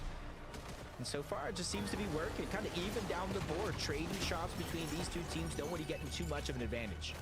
Yeah, pacing a little different for them. Seems like those 60 points treat you different when you're at the top now. They're like, wait a second now. We just got to coast, stay consistent. We're going. So I think we're going to see them not really look to press the issue. Here we have the vibes. Okay, what happened? I'm back. Nerops and Twist playing a little bit of high ground here. Rotating before I go AFK for hours. direct line of fire of a trio here. Fortress Solitude, okay. Respecting this team, I don't know who they are. What happened to that other person that just got eliminated? I mean, it's kind Better of not be like a learning Heyy. lesson from one game to the next. We saw kind of them. Just to let you know, Fortress Solitude has like 70 chests in this POI. Now they kind of cut off a rotational path. Like 70 chests in that POI. And really hook, line, and sinker. The other team taking the bait to perfection there in that moment. As Chaos, Noah plays. Clixie, they got that uncontested outpost. We saw them kind of positioned very, very well in that first game. Unfortunately enough, though, they got separated from each other. Another team pounced off, forced to use a lot of their resources and materials simply to stay alive. Yeah, not the worst start, though. 21 points still being earned there. There's nothing to be upset about by any means. Kofi, Fade, and Hulk. Okay, they end up finishing things up here, so they take down the team with the 60 points there. And just like that, you know, what started off so great now seems to be the downfall for everyone here, because Fade's got the attention and they didn't realize another team wants that I respect in this coin here. They want that domain. medallion, and it's Olaf, Anix, and Muka. Mario, I'll get back your owl, alright? If you ever need it back. Olaf pushing fast here to get the finish. Gonna cut this team off. Chat, 5 minutes, we're going AFK, but I'll stay in the stream and talk with you guys. Alright. Sophie's team might be escaping. Happy here. Evans? Yeah, their mind games just a little bit. When Who you really is think it's big? clear for the most part, you win Hey, the man. fight, you win the drop, all 3 eliminations, and that other team kind of moves in. That just Oh, goes to show the respecting. longer and longer you fight it out in Demon's Domain, the riskier and riskier it does get. Because you kind of see the beak and the medallion of sorts letting you know that you haven't taken it just yet. Clixie, and Higgs find themselves in what looks like a 3v1 situation. They already have eliminations so far. Dozer trying to stay alive, but he just gets taken down as well. I don't see their teammate in the mini-map, so you got to go ahead and think he separated himself so far away from this fight to give him the best chances to get the reboot back on. Who's in the water? Yeah, it's just a no-brainer for Clix, Higgs, and Yamzo. You have an advantage like that. I'm not gonna let up on it. Who in the world's in that water? Did you guys see that? Here. Misform. Who's in the water, bro? They gotta lock in. Things looking pretty good for them, man. Plenty of damage here as well, right? My bad, Mario. No. This replay. It's kind of how it all all started out. They just his got the name is elevation. Fade Immediately 37. goes back to do the boss. Fade's the one that gets caught off guard, and nobody else was up there with him. Just kind of systematically separated them one from the next until they were able to get the full elimination. Back on over towards Utopia. How is it 2 matches when this Alex Cole, spend like an hour? there How as can there well. be 2 games? They saw some shots in the distance, so now he's aware not all of them are in the central location, so you got to be very careful not to bite off more than you could chew in any of these situations, so you can get sidelined by Heyy. Seems to be spraying and causing a little bit of a distraction, maybe trying to get his team to alleviate some of that chat. pressure. I think it's time. I think it's time for me to go AFK for a few hours, but I'll talk to you guys in my chat. So yeah, I'll be talking. So yeah, I'll see you guys. The other angle here, though. Good defense so far by Scuffy's on the other side of the wall. There's a kind of opening tag now to push things back here at the Utopia. You know, last time things were pretty peaceful between these 2 trios. They kind of split things off, but this time here and now, it's definitely a different story. This city's only big for 1 trio. Elimination now going to the hands of Monty, so the aggression paying off for this team here. Kaze and Alex got to do something big here. Yeah, they got to figure out a way to kind of separate the team, and Kaze is doing a good job getting some damage, not only on the Cole, but to Monty as well. 2 of them just basically get their shields disappear right before our very eyes. Even Scuffy's taking some damage, because they're doing a good job of backing them out, but this is where they really got to start to capitalize on this position. Either disengage, go for the review, get your teammate back, or just try to push in and get the eliminations. You're not going to get too many opportunities where you have them this week. Yeah, they're just going tit for tat right now. Back and forth here. Material counts about halfway through, so Alex, Kaze, they still have a lot of gas in the tank here. Plenty to work with, couple minis as well. It's not over yet. Grabs the wall first, again misses that edit, and that is gonna be the difference here. Comes down to accuracy, it comes down to staying sharp under pressure in moments like this here.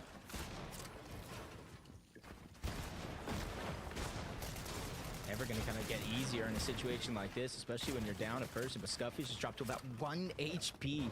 Immediately gets box to box with Monty. And this is where you got to go ahead and get that player down now, because once he heals up, you essentially are having to take him down 2, 3, 4 times. Instead of it being a 2v3, it's almost feeling like a 2v4, even 2v5, because the amount of damage that you are putting out. And Scuffy's taking all this time to heal. Monty's is making sure to put down the pressure and make sure they know that, hey, we're still here. Nothing is ever going to come easy. And you see the flip side, the amount of materials being expended, the amount of resources that they're down to. They're essentially on the clock, and in the distance, there's a team. They might be busy with the Spire now, but that's a potential risk later. Yeah, that's right. Once they're done with that Spire, they're going to be turning straight focus over here, especially the longer they hear these tags go on. They're going to know these teams have exhausted so much, kind of put so much into this. Montley finally has a chance now. Kaze falls there. He gets a big knock, and here comes the full finish. And finally, things conclude here at Utopia.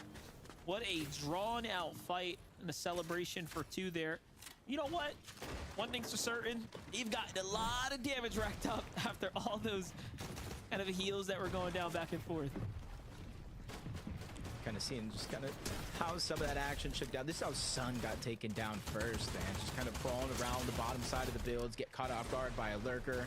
Nicole was able to take down another one into Kaze until eventually they're able to pounce into 3v1. And even though you said, yes, that's a good amount of surge because of how long that fight took, but they used all those heals, both of those teams, in a contested fight. It almost makes me wonder how many heals are actually left in Utopia for them to take with them for the rest of the game. Definitely something to consider here. Look at this fight. This is the rematch for Creon. Tony and Noisy here. Jerry, Degen, and Slate didn't fare well. Game number 1 after that battle this time. Seemed to be a little bit more defensive, put more respect on Creon's trio there. They back off for a moment. Kanata, Bolts, and Rapid playing the Foxy once again here, but they've got the island now kind of fully secured here.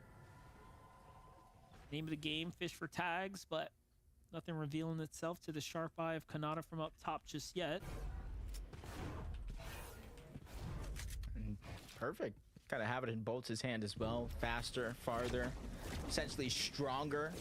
And Kelly kind of hinted at this is a more focused Bolts than we have seen in the past. So can imagine whether they get a win today or kind of qualify through consistency. That perfect streak for Kanata should still be intact.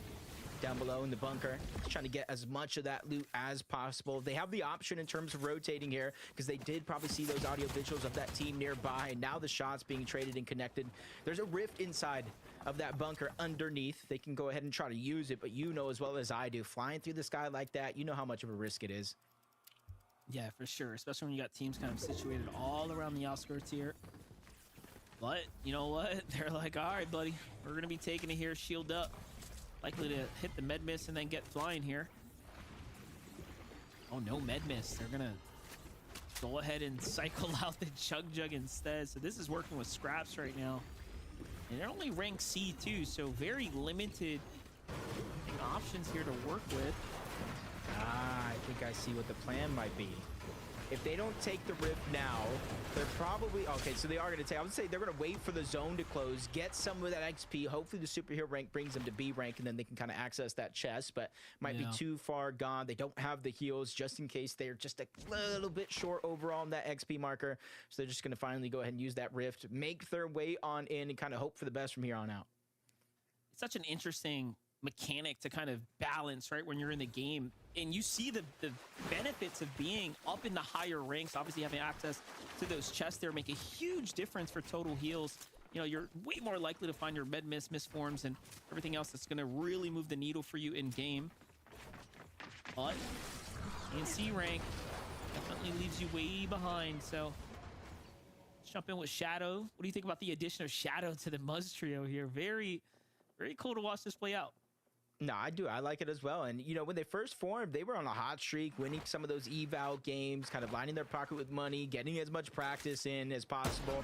Just now, this is where it counts, and you got to start to kind of execute. Game number 1 had some technical difficulties, but already here in game number 2, you can kind of see they got damage, early eliminations. The only thing that might be going wrong for them is another far pull over towards the east, a little bit towards the south. So they're going to take some damage. They're going to take some time getting there. And if it continues to pull, then it just kind of get worse for them. So interesting to see how they handle it. Phaser, PHN, and King were also in the zone last game due to how this kind of southeastern zone kind of played out for them, and they seem to be finding themselves in somewhat of a similar position here, mirroring positioning from the last round of Fortnite. But they're focusing on the team inside to their side. They don't even realize there was all types of opportunity coming in hot from the zone behind.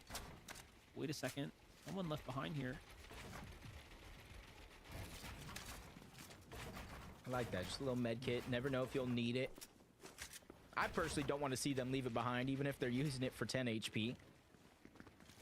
But they're kind of seeing, you peek it through the comb, this vital information of every other team rotating, not only necessarily behind them. You see the 2 teams in those search bases on top of that mountain. They're going to have to get past them as well.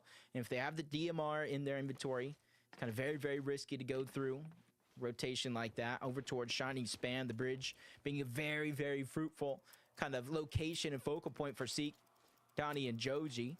And we've seen in some of these games this year alone in Major 1 and Major 2 through the group stages how much of a difference maker being able to be on top of this bridge towards the end game makes. This is a winning position. So many teams have won from this Shining Span position when the zone ends here.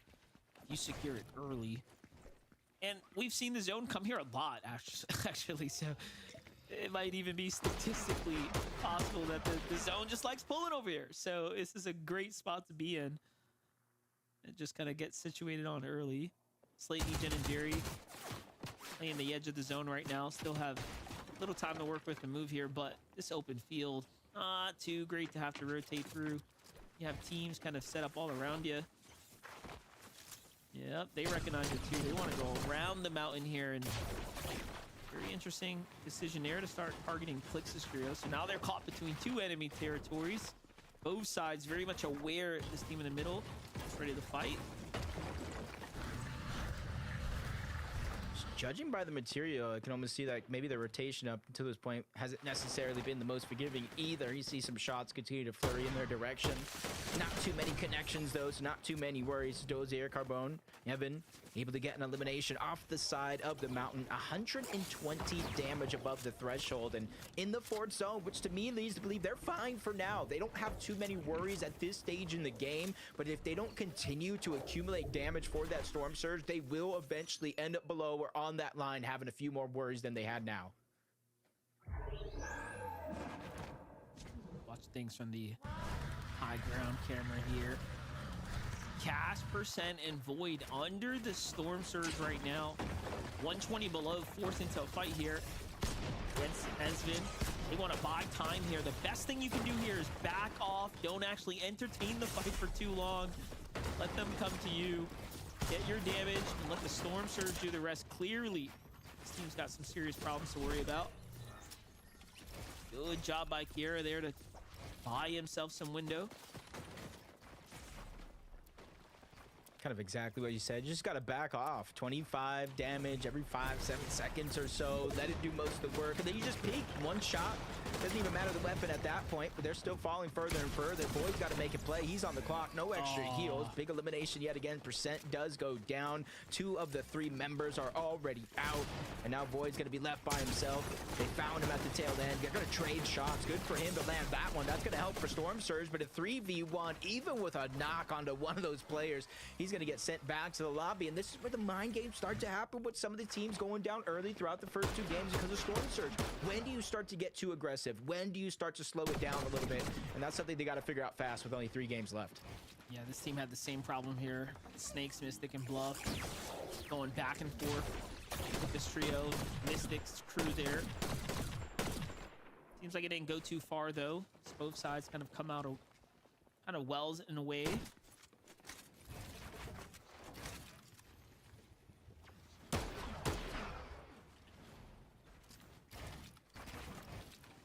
$99 above. Not too bad, but you can see what happens when the rest of the lobby is being proactive. 60 damage gone just like that as we tune into Muzz. No shadow. Sphinx already down. This is a tough situation, and they're over 500 above the threshold. The Superman Sprite's able to melt right through him, not only destroying the builds, but taking the player down as well. So he will be able to get this revive back onto Sphinx, but depending on what the resources are that are left by, he may not be able to get shadow. So this could be a walking duo for the rest of this game. Yeah, but look at that. A rank now as well, so they get that passive heal too. That was the difference maker there.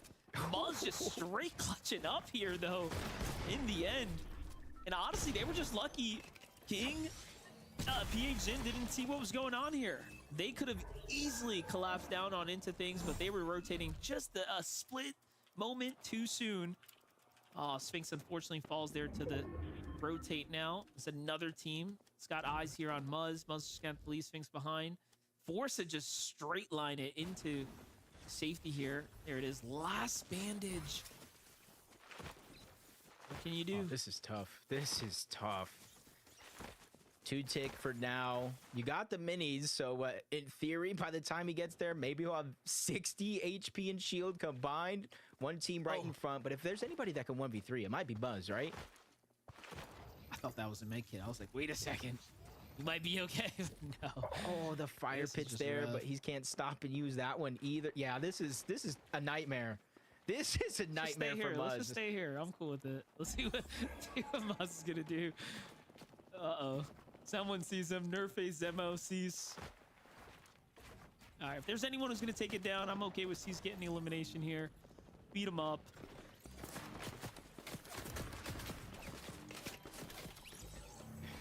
Tough.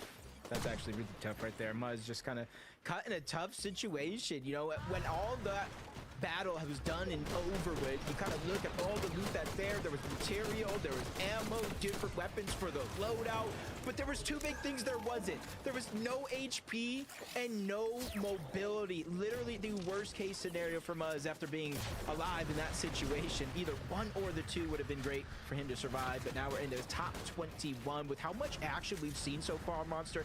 Can you believe there's no placement points just yet? There's still 4 teams that need to go down for them to start to set in.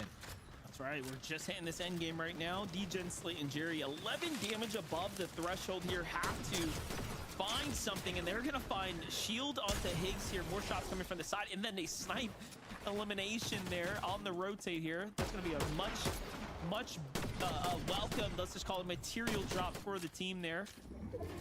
Higgs and team. Oh, look how many misforms they've actually gone through. They've committed so much just to get this far.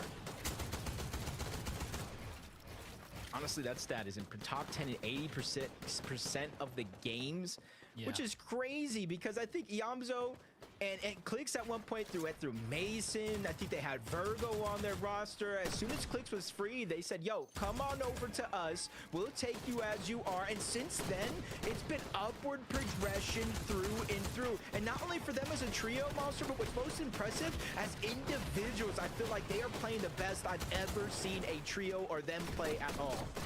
Yep, Clicks has said it himself. This is the best he's ever been for himself, but also just team-wise. He's you know, kind of highlighted Iamzo's capability and also how far Higgs has come, right? Obviously just getting sharper and sharper right now. Clearly all of these trios, or all the players in that trio, at their prime right now, and it's showing week in and week out, and they're putting in the work. RASICM and PHN, though, they have to put in work right now. Can't afford to continue to miss those shots. They need that siphon. That would have been perfect to kind of get them back in the game, but he's the only one who's got a lot to work with here. They don't even realize this guy's got no shield. That surge is online. I think the player up top is getting tagged by it, but they need to get that damage. There it is.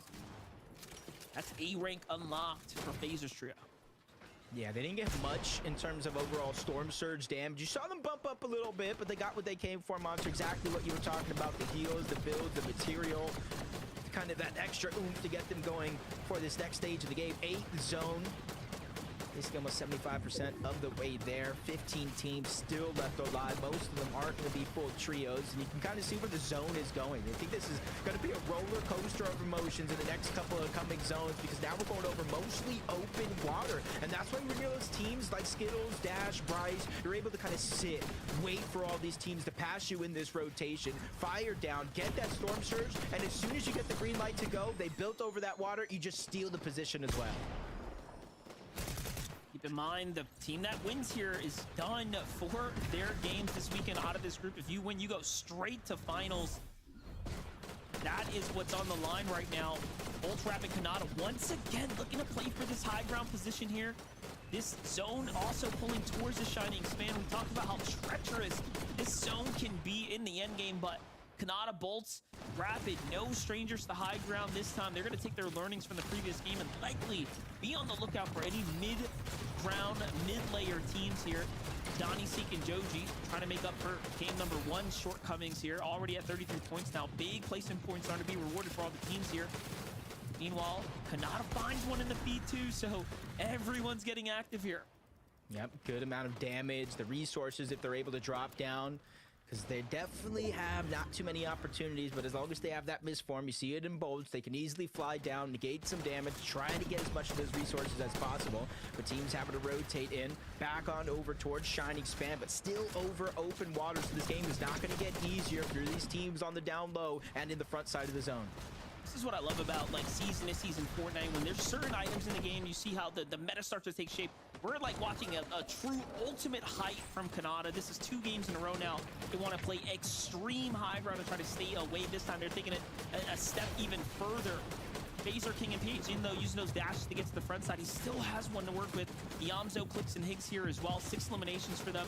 They're kind of on the ultimate low ground as well.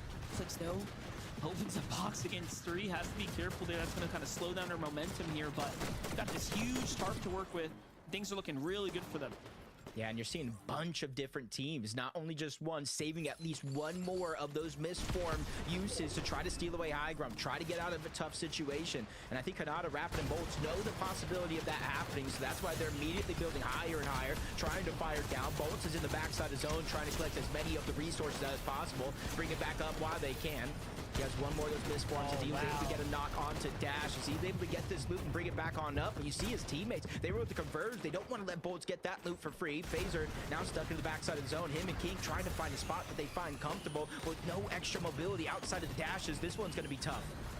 And they take some of this med miss from the opponents here on the other side. They're like, all right, wait a second. That's actually perfect for us. But look at this. The zone is straight vertical. Both, of course, leveraging the medallion here to get straight up and over. No problem. Easily gets up and over this thing, but everyone else struggling. Just look at the average HP on the players on screen here. Everyone down low is absolutely lit up. Barely any healthy teams here. Actually, in fact, it's only Kanata, Bolts, and Rapid who seem to be completely capped out here. And Jacob, this is just a smooth ride this time to the end game. Yeah, I'm looking down below exactly what you said. I don't think there's very many full teams left, but Donnie might just be. But Bolts reconnects down below. I said he's the collector, getting all of those resources, making sure they have him up above. He's essentially max match by himself. Phaser with the superhero upgrade, just trying to get as much shield back. He knows the inevitable is around the corner. He's forced outside of the zone, but he's trying to make it an easy rotation towards the left side. But High Ground's focusing. Only one build left for him, now or never. He has to try to make a play to get an elimination or more. Listen, the strength of being S-rank is showing here, and now the Scare Bear gets turned and burned on. Phaser falls too, but hey, it's another placement point for him. Meanwhile, Donnie, Seek, and Joji get a little bit of information from up top, but Bolts jumps down, and he's not giving anyone a breakdown low. It is a blender getting mixed and mashed here, and it's Bolts who's on the hunt now. Bryce, you can run through a misform, but you can't hide from Bolts. He's already here to kind of clean up house, and there's still one more left, though. It's not just him. Where's the last player? The game of hide and go seek. He's up above Donnie. I was gonna say flashbacks of the last time we seen him in one of these situations before, but everybody already has the blueprint. Kanata, Bolts, and Rapid, they seal the deal, Monster, in game 2 to advance to a perfect 27th grand finals. Listen, sometimes the format, you know, the group, the roster, it all just plays in your favor. There is clearly not another team in the lobby that can hold a glass of water to Kanata, Rapid, and Bolts' ability to hold high ground and play it in a textbook fashion. But also just the loadout, everything just seems to go together. And I think we're seeing a small sample of what's to come for the finals lobby in a couple of weeks here. But my gosh, Bolts, man, he was just on a different level here, Jacob. Yeah, it kind of gives me flashbacks to the FNCS championship win over on West. Kanata has one as well. And this time it feels like they're doing it from Rapid back on the team. They dropped all former problems, and now they're here to take what they think is theirs from one game to the next, Monster. They had their plan set on height. They dominated it every step of the way through. A 13 elimination game to qualify them for the grand finals. One more time for Rapid, Kanata, and Bolts. Kelly, Vivid, what do you guys think?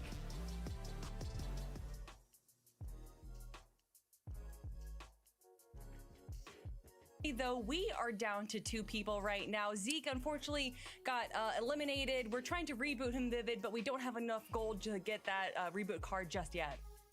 Yeah, I mean, Zeke, listen, everything started to get hot over here on NA, had the power down over there, but listen, Kanata, Rapid, and Bolts, you know, we were kind of looking at game number 1 right there, and we were like, wow, listen, they played that game so well, and then, you know, unfortunately, Clicks kind of put a halt to that real quick. Well, I can tell you right now, game number 2, Clicks did not make it to some of those final zones, could not put a stop to this trio, and I'm kind of happy that they actually didn't qualify in game number 1, right? Because we actually got an opportunity to see them in back-to-back games control the high ground. I think statements like that, right? Them showing, hey, listen, we're going to be a high ground team. We're very, very good at not only getting it early on into the end game, but then also holding. I mean, Kelly, we've talked about it so many times for on NA. It feels impossible for some of these teams to hold it the entirety of the end game. They just did it back to back.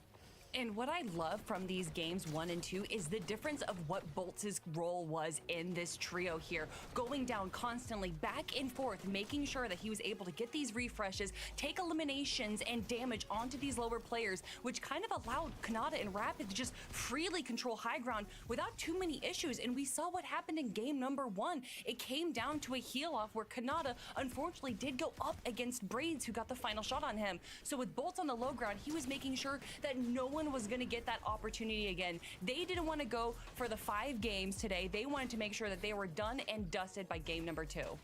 Yeah, it's so funny. If you kind of switch from the perspective of each one of these players, right? You tune into Bolts throughout that end game, and he's like on the low ground, and then you switch up to Rapid and Kanata, and they're on the high ground. You would never think if kind of like the HUD was off, you'd be like, oh, they're definitely not on the same trio. But they were right playing completely 2 different roles. I mean, we saw full effect of what the meta is like right now, right? With Rapid and Kanata playing so high up on just one layer of builds with their teammate down below, kind of defending them.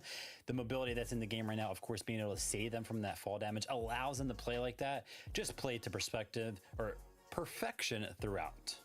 I mean, the perspective that I have right now, Vivid, is that I need a break because we have 2 games down, which means that we have 3 more to go. And there's still 31 hopeful trios that are hoping to punch their ticket into the grand finals. But we're going to figure out which next trio will make their way after this break.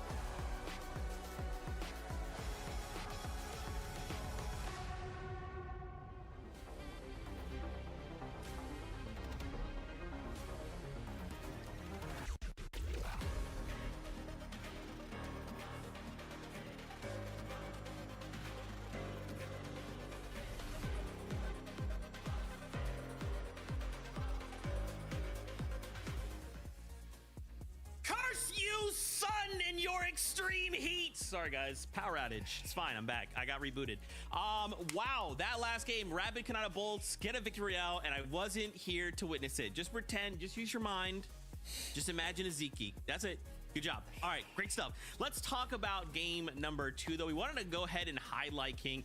These guys are just putting on a performance right now. I mean, to come out in a 4th place 8 elim game, right? Last game was 3rd place in 6 elims rather.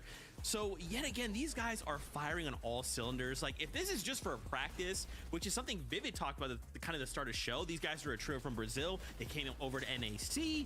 Now they're competing, and I mean, Kelly, they are going crazy. Yeah, I love this representation from them. Anytime a region comes out, especially a region that's not EU or NA, a lot of people like to think, oh, well, this isn't, you know, the big region. But of course, it's King, Phaser, and PH Zen. This is, I mean, they go beyond their region, honestly. I think as a team, as a trio, they are just so highly regarded. And to see them hold their own in the NA region, in these group stages, just makes me so excited. And Phaser had such a good solo clutch here. Again, staying kind of in the center of low ground. He knows that he needs eliminations and refreshes, but he knows that he can't stay at the front of zone. So instead, he kind of plays this second low ground and plays in the back to make sure that he has all the opportunities he can get to get just a few more eliminations and a few more placement points. And that is why they are still sitting in the top of our leaderboard for placements. And Clicks, Higgs, and Yamzo in 4th place right now. Yeah, I mean, incredible stuff from Phaser, PHN, and King. I mean, even just watching through some of those highlights right there, you clearly get a clear image of what they are actually trying to do in all of those end games, right? Just look back at all the teams kind of rotated. And Clix, Higgs, and Yams, though, kind of surprising to see them a little bit below that trio, or, you know, maybe not so much, but things are quickly kind of shaping up right now, Zeke. I like that. I also kind of wanted to highlight Seek, Joji, and Donnie, who, if you look at the leaderboard, are basically like 5th place, but they're 3rd kind of overall, because remember those first 2 teams, they got themselves a VR, so they're already through. These guys are also performing pretty well, right? The first game, 14th, no elims, kind of like a starter, right? But this last game, a 2nd place with 6 eliminations. That's the kind of consistency we need, especially at this stage, right? We just have a few more games like that, Kelly. We can easily find ourselves in the top 5 in consistency. Yeah, Seek, Donnie, and Joji, all of those names individually, I've heard throughout the FNCS for years now, but to see them kind of join together in this trio is a bit different. I know that Donnie and Joji played together last season and had a pretty okay performance. I think they actually got 11th overall in the grand final, so pretty good performance overall from them. And I think that they're really just finding their footing as a trio right now, and to see them in the group stages, being able to make it into the end games, definitely bodes well for them in the future.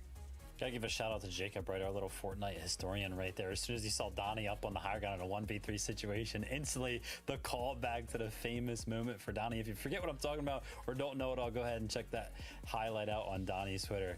It is awesome. Oh yeah, man, to see him again performing, dude, we love that. We are now 2 games in, only 3 games left to go. What are we hoping to see? Because if we need to make pivots or adjustments or adaptations, now is the time. Well, I'm excited to see who's going to be taking high ground now since Kanata's trio is in here. Yeah, I mean, it'll be interesting to kind of see, right? Phaser maybe kind of seeing some highlights up there. I mean, we saw Clix's trio try to go for it before. I wouldn't be surprised to see them up there. That's fair. That's fair. What's that, Kelly? You said Kanata? You said you missed the Zeke? Kanata! Okay, all right. Thank you so much, Zeke.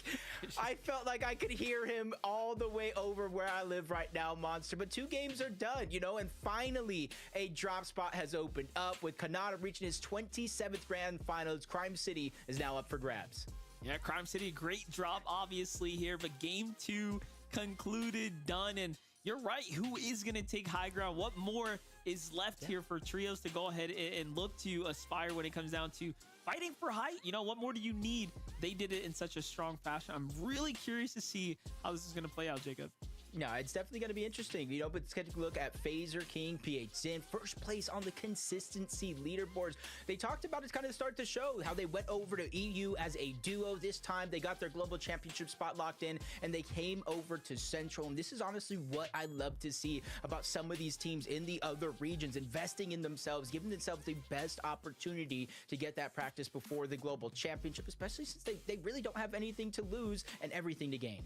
Yeah, it's kind of nice that you see that, you know, year to year now, different teams willing to kind of take that risk, mix things up. You know, last year we obviously saw the same as teams start to do it, but give us a second. Let's jump on the battle bus for game number 3. All right, here we have it. Group 2, game 3 is here. Just a couple more games ahead of us, and we will be done for Group 2 and moving on to Group 3 tomorrow here. But do keep in mind, it's about being consistent, but more importantly, taking that victory royale if you want to get a straight shot to finals. That's what's on the line here. And when you win, you're taken out of the lobby. That's what Jacob was talking about. So things start to open up. Less teams are queuing in now. And then it's, of course, a fight to the end.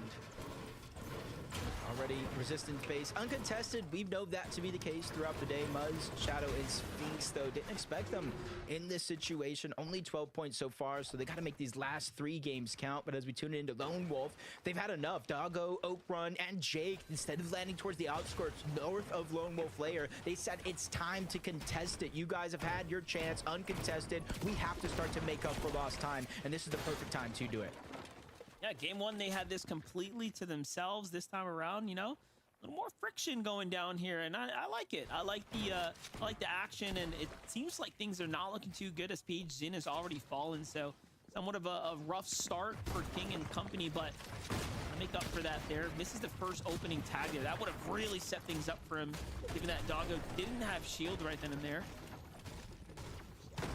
He's knows his teammate is nearby, passing on over some of those heals. Even if they might not have a full loadout with Outlaws or Sentinels or even a Twin Fire, you just want to make sure they can do that bait and switch, jump in and out of the box as they're getting pressured on the other side. A lot of the builds, FaZe were trying to farm up, just kind of go out the window in an instant.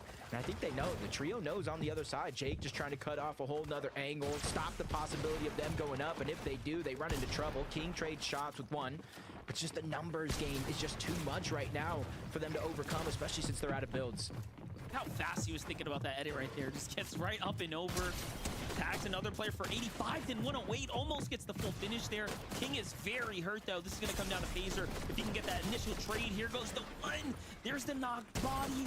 Tries to hunt for the finish. That was greedy, but definitely at least puts a little pressure on, makes him think, and then plays a side angle. And this is a one-on-one. Player up the top has no shield.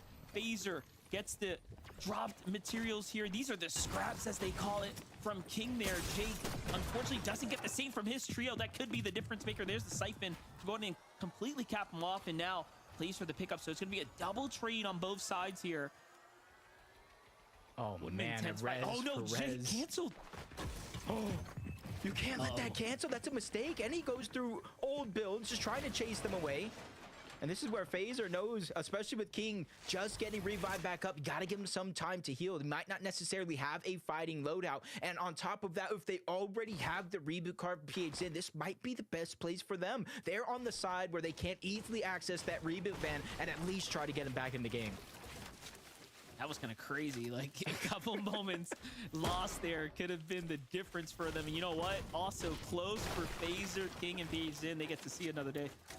Joji, Donnie, to see them kind of setting up their early game. We're just doing our roundabouts here around the map here. More action happening and unfolding everywhere. Back to the Canyon Crossing here as Miros, Twist, and Vibes Nada. They've kind of been the victors, if you will, of the Canyon Crossing game and game again. But bit of a standoff here with Bluff's team. The last game, they also kind of disengaged after some time, so it seems like they couldn't quite conclude here either. Yeah, this is kind of one of those tough spots, this and Shogun Solitude, to where there's a little bit of elevation here, but because of the surrounding mountains, you see it right there, it's not most of the desired spot to land at. But nobody's really making an easy push over on that side of the map, so we're going to go back on over to Utopia. We know these two teams have been battling it out game after game, and now into a game 3 as well, with Cole already getting knocked down. Scuffy's forced to reload, not able to take advantage of the misposition of Alex, but he's in a 1v2 situation, so eventually the numbers will catch up to him. He has to figure out, Monster, a way to separate one of these two players into a 1v1. Yeah, you know, last game, he didn't win this type of engagement. This time around, he's putting up a somewhat better fight, but, you know, losing his teammate here, still you have to give the numbers advantage to Scuffy. Scuffy with a great tag there, edits him down, and it's just a matter of moments there. It is. Things finish up here at the Utopia, and look at that. That jumps them up to 84 points. So from the bottom of the barrel, well into the running right now. Clearly, they're fighting their way through, being consistent time and time again after walking out of Utopia. Now, the last two zones ended kind of down towards that southern and kind of eastern area, so we'll chalk it up to that. You know, sometimes you just get lucky, right? If you keep pulling those zones, you might just walk away with the consistency spot based off of that. It's just that little bit that matters, but all the way from Supernova, you know, these first two games, Monster, they've been rotating all the way towards the south. You're kind of seeing how it plays out over towards Supernova with not too many players actually contested on this side of the map. You can kind of set up, you see the two different towers. So do see PHN, King, FaZe, all three of them back into the game, but just kind of leads the question of what's left after here. What's next? They were contested at Lone Wolf. The other team they were going against was able to kind of disengage first. So where do you go for loot? That's going to be a big question and a big challenge for this team. Yeah, it seems like now they have 3 elims, things kind of finish themselves over. So I find this interesting that they're moving away from the island. They're like, all right, that's going to be a huge attraction point. Maybe we just got to get out of here. Keep a low profile, get some material count instead. Take a look at the highlight. Yeah, so we knew it. King, FaZe, PHN get kind of picked up here off the reboot. XJ comes back for some more action, and they get shut down. Just one of those things you got to learn. If you're going to go ahead and contest and take a big fight like that, you got to go ahead and execute when you do have a numbers advantage. They still have 2 games left, though, Monster, for them to make up for lost time. And maybe, just maybe, King, PHN, Phaser could win this game and leave that drop spot uncontested for them. But there's still so much to play out over at the north side of the map. First order base contested throughout most of this day, with both teams kind of trying to split it as much as they can. But with the zone moving over towards the north, they're not so much pressed for time to rotate. Slate, DGen, and Jerry just kind of edging ahead ever so slightly on the overall points here on the tournament. So not necessarily overperforming so far in the first 2 games, but they're definitely not too far behind. Carbone, Evan, and Dozier now kind of giving up their positioning all the way there. You kind of let the team just tower over you. That's a problem, especially with these high power assault rifles kind of in play right now. There goes one misform on out. This is just all types of bad. Dozier thinks he's gonna keep a low profile there, but you know what's happening. There's one finish. They're just like getting kind of pieced apart here. Nah, they're kind of like a science class. They're just getting dissected one by one. They're able to at least get that elimination cleanup on a Carbone before and right back to the double res on the DGen. Dozier and Evan had no choice but to kind of move themselves down the side of the mountain over towards the first order base. And rightfully so, because the zone is pushing them away. That's forcing that trio up above that did win the battle. Do I stay in zone? Do I try to hunt it down? Because there are so many different places to hide over at that POI. I'm surprised they even got, you know, were able to get out of there. That kind of scared onto DGen's HP. They're like, wait a second, you know, these points mean more to us. Let's just go ahead and chill for a second here. Not let anything bad happen.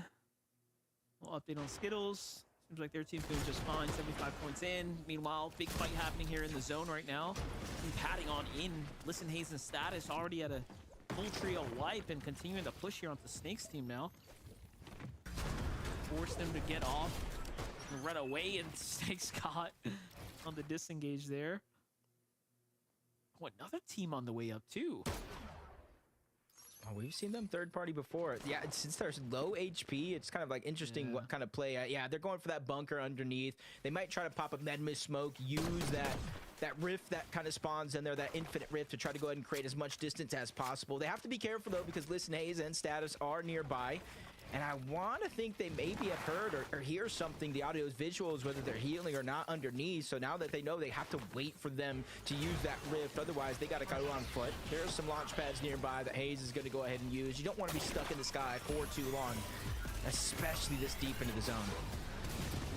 And they do have that B rank chest available now as well. So see if it's worth fighting for. Meanwhile, Clixianzo Higgs taking on the Spire here. Should be looking to kind of wrap this up quickly in the distance. Teams kind of watching, listening out.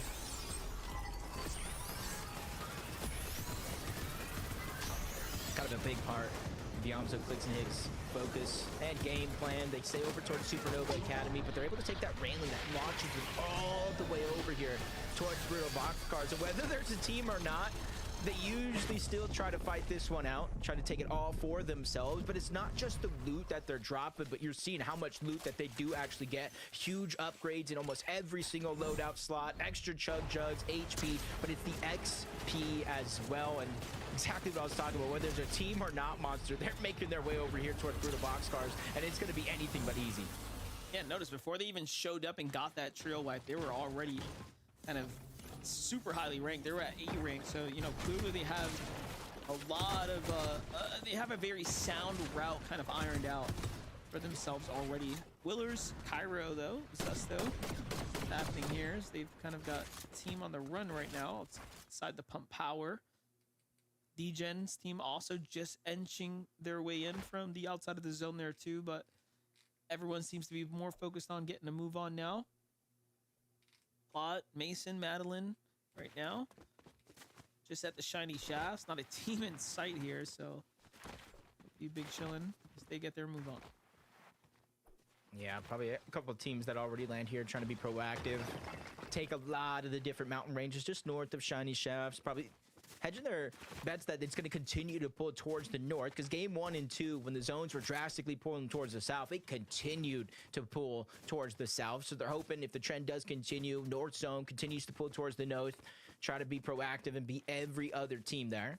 And for Mason, Lost, and Matt and Klein, they're just kind of going towards this mountain over north of Crime City. That's going to give them a clear view of almost the entire island. You see them looking on over the distance. There is going to be somebody over there, but I just don't know if they have the angle just yet because they might be in a bush. Yeah, it's Cease's team. Oh, yeah, Nerf spotted out from afar there. Tagged big time.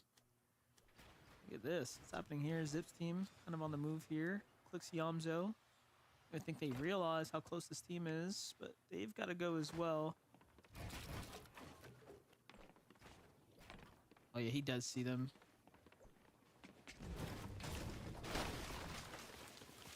At least moving over in that direction.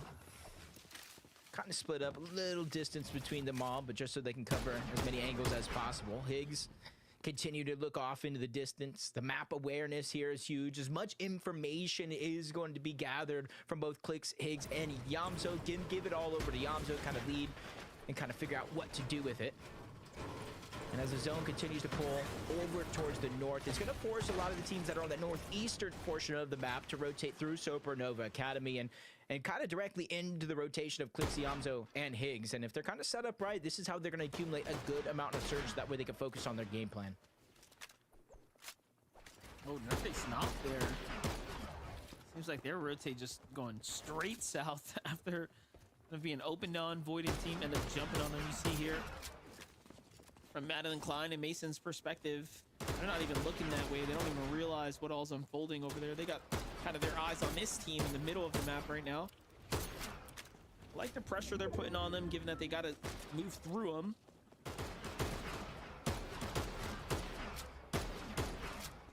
The only situation now is you got to make sure that all this damage that you're going and waiting for to rotate is going to be worth it.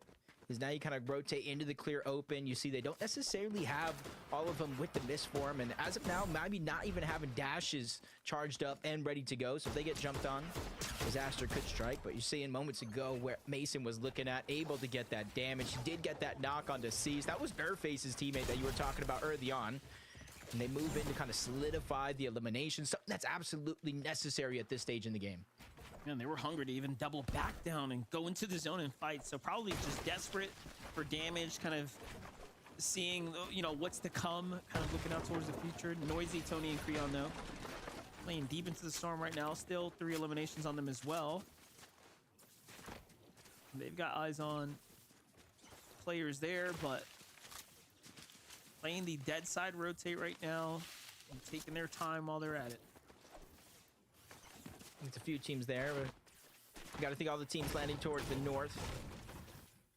Everybody tries to make that early rotation south, especially because of the first 2 games. So, like you said, slower side of the zone. Not too many people going to contest them on this side. And so you got to start to think, how much storm surge have they accumulated up until this point? Well, you look at them, they already have 3 eliminations. You got to think bare minimum 300, 400, 500, 600 surge, plus the damage they were able to get in the distance because they land over towards pump power. A lot of teams having to rotate through them as well. And they're kind of feeling confident to rotate through that slower side of the zone. So you got to think their surge relatively high. As Noah, Chaos, Clixie, kind of moving in from the south. This game around Monster, compared to some of the ones they had before, they've probably had to rotate some of the farthest so far. Yeah, and look at this. They have no idea. Rihan and Senk's team just waiting there and all. They get a little glimpse. Like, wait a second, there's another team here, and they end up shifting focus. I like this, though. Position themselves to kind of be on the outskirts here to do the sandwiching as opposed to getting third party there. So they have to call this one off. And I think this is a sign that Noah's team might be desperate for damage right now.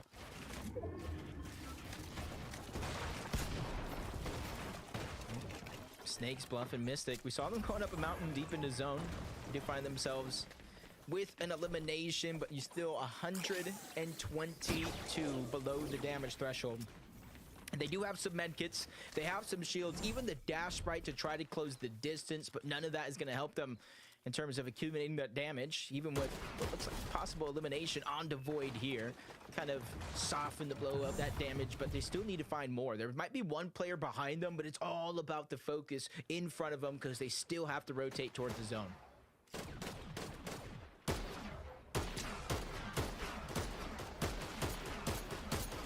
A little too late in the game for Donnie to be keeping those walls open like that. We're, you know, kind of edging our way towards zone 6 right now. So, little sketch, Scare Bear, also trying to gather some information. Nothing special happening here just yet. Keep tabs on them. To the other side, what's unfolding here? Little 3v2 now as Esvin claps back onto Cairo, gets collapsed on, gets a trade-off though. Not bad. Walks out of there with 1 HP. Misform. Miss has to come down for the HP here. No time wasted. And look at that. They turned this into a 2v2. Yeah, I thought that was kind of be easy for them to kind of separate it. They got that first elimination, but eventually, Troy, you got to give them all the credit. Him and Esvin, they were able to get an elimination back. So instead of being hounded in a situation right here, box to box in a 2v3, they make it just that much more riskier for that duo now to continue to play aggressive. But Cairo is lurking around, trying to hide as much of the audio visuals as possible. And there is some of that old builds of his to recycle and move his way through. I don't even know if they know how lucky they just got. They start to move on out just as the gap got closed, and they do have the misform. Hopefully they both have it, because you don't want to get separated too far from your duo in this situation. Yeah, and look at the zone too. It seems like the stars are aligning right now. Things are kind of pulling towards that Supernova Academy. Excellent job by Troyer there. Surge now active. You see Fade, Hulk, and Tofi kind of unfortunately below the Surge once again. This is another game here and now where kind of found themselves in a bit of a tough situation. The Lone Wolf just about abandoned of teams, trying to make a move right now. And you can see he has that mythic Spire rifle, so they do have the Demon's Domain loot as well. They just need to drop and pick it up, start that shield to regenerate, but they're still below the damage threshold. You do not go down in this situation, so you cannot get ticked for that final amount of damage. You get straight eliminated. No chance for your teammates to get the revive back on up, and now the zone is overtaking them as well. Problems on top of problems for Willers and Gyro. They're at least above the damage threshold, and they have that misform to try to close the gap, but they're at the edge of zone. So many teams are now looking over into this distance and beginning to spray down. The firing range is in. They need to find any bit of safety on the inside, but Willers just cut short. He gets taken down as well. Only a 2-tick as of now, but it just gets upgraded into a 5. He is definitely on the clock here for survival. Oh, almost gets all those extra heals to buy some time, but Tofi seems like he just had an angle on him, and everything is just unfolding, unraveling almost at that southern start of the map. Take a look at what happened here. Donnie down, Seek is out. Joji gets the quick pickup here. Luckily they don't get collapsed on. The zone's now pulling south officially just outside the Supernova, so love to get a little update on Team Clicks as he finds Zip in the feed there. So, no, this is their drop. Meanwhile, King, Phaser, V8 Zin, things looking very good for them. 6 eliminations, my gosh. They seem to just be loosening up now. They've kind of got their footing here in the tournament after that first team wipe. Yeah, they got chug jugs, med kits, extra builds. They got extra bigs. They got everything they need and more. And they might even be just inches away from the zone as well, depending on how much time they do want to invest in this situation. They can tunnel on over. They can build and bring a lot of that loot back to them. They set their eyes on height. Heyy, listen, not taking that risk. You see them go ahead and dive all the way back down. They don't want to fight it out now. 18 teams still left alive, Monster. Only one more needs to fall before those placement points start to set in. Yeah, it seems like things are picking up pretty quickly here and now. Skittles, Bryce, Dash, big decisions to make too as they've got to move now. Focus coming in from the team on the outskirts. Take a look at the highlight here for Clicks, Higgs, and Yamzo. Saw them getting active right now. They're now at 5 eliminations and counting as they're turning all 9 here in the end game. And they're also a team that is fully capped out. This is an excellent situation to be in right now. And another elimination here as we jump into real-time action taking place here. Builds come out, player slips through the low ground. This is all theirs though. Twist tries to come and get a little side shot there, but they explain with fire there, kind of backs off like, wait a second, not worth the risk here and now. And we're getting into endgame, and they have a lot of maps. They could be looking to play for high soon. Unless Phaser and PHN have a different idea in mind, but look at this, Yamzo kind of opening things up. The pre-edits are coming through, and they just clean up this trio, no problem. And they're at 10 eliminations, Jacob, this early into the endgame. And you see him just kind of go through off the back of Clix, kind of throughout the first 2 games. Obviously, we'll add the damage later. Clix has the second highest damage behind both. It's 2265. They're really relying on him, Higgs, and Yamasu to do their share of the IGL, so that way they can kind of build themselves a cushion for Storm Surge, focus entirely on rotations throughout the rest of this game. And there's their counterpart to the top side on the high ground for now. 820 above the damage threshold for them. King, Phaser, and PHZin already in first place to start this game on that consistency leaderboard, and if they qualify here, it just opens up a spot at the bottom. Yeah, Yamzo kind of left lurking behind though. He's got to dash his way out of there. Phaser's got eyes on Clix's trio down low, but they switch on over to heavy mats. Pressure kind of eases up for a second. Muzz, Shadow, and Sphinx still alive in the mid ground as well. Big names starting to take place here. This is going to get real competitive here, and soon Yamzo, Clix, and Higgs trying to opt in to play low ground front side here. Going to kind of swing around now. But still, notice how they keep turning their attention to high ground. And also notice how no one is any layers near height. And this is what we've been talking about. There isn't a team in this lobby for some reason or another that really is looking to contest height early. And Clix, Higgs, and Yamza would be the kind of second one. Maybe Muzz, Sphinx, and Shadow if they're feeling daring enough and the plot just aligns perfectly. But outside of that, I don't think too many people are going to contest it.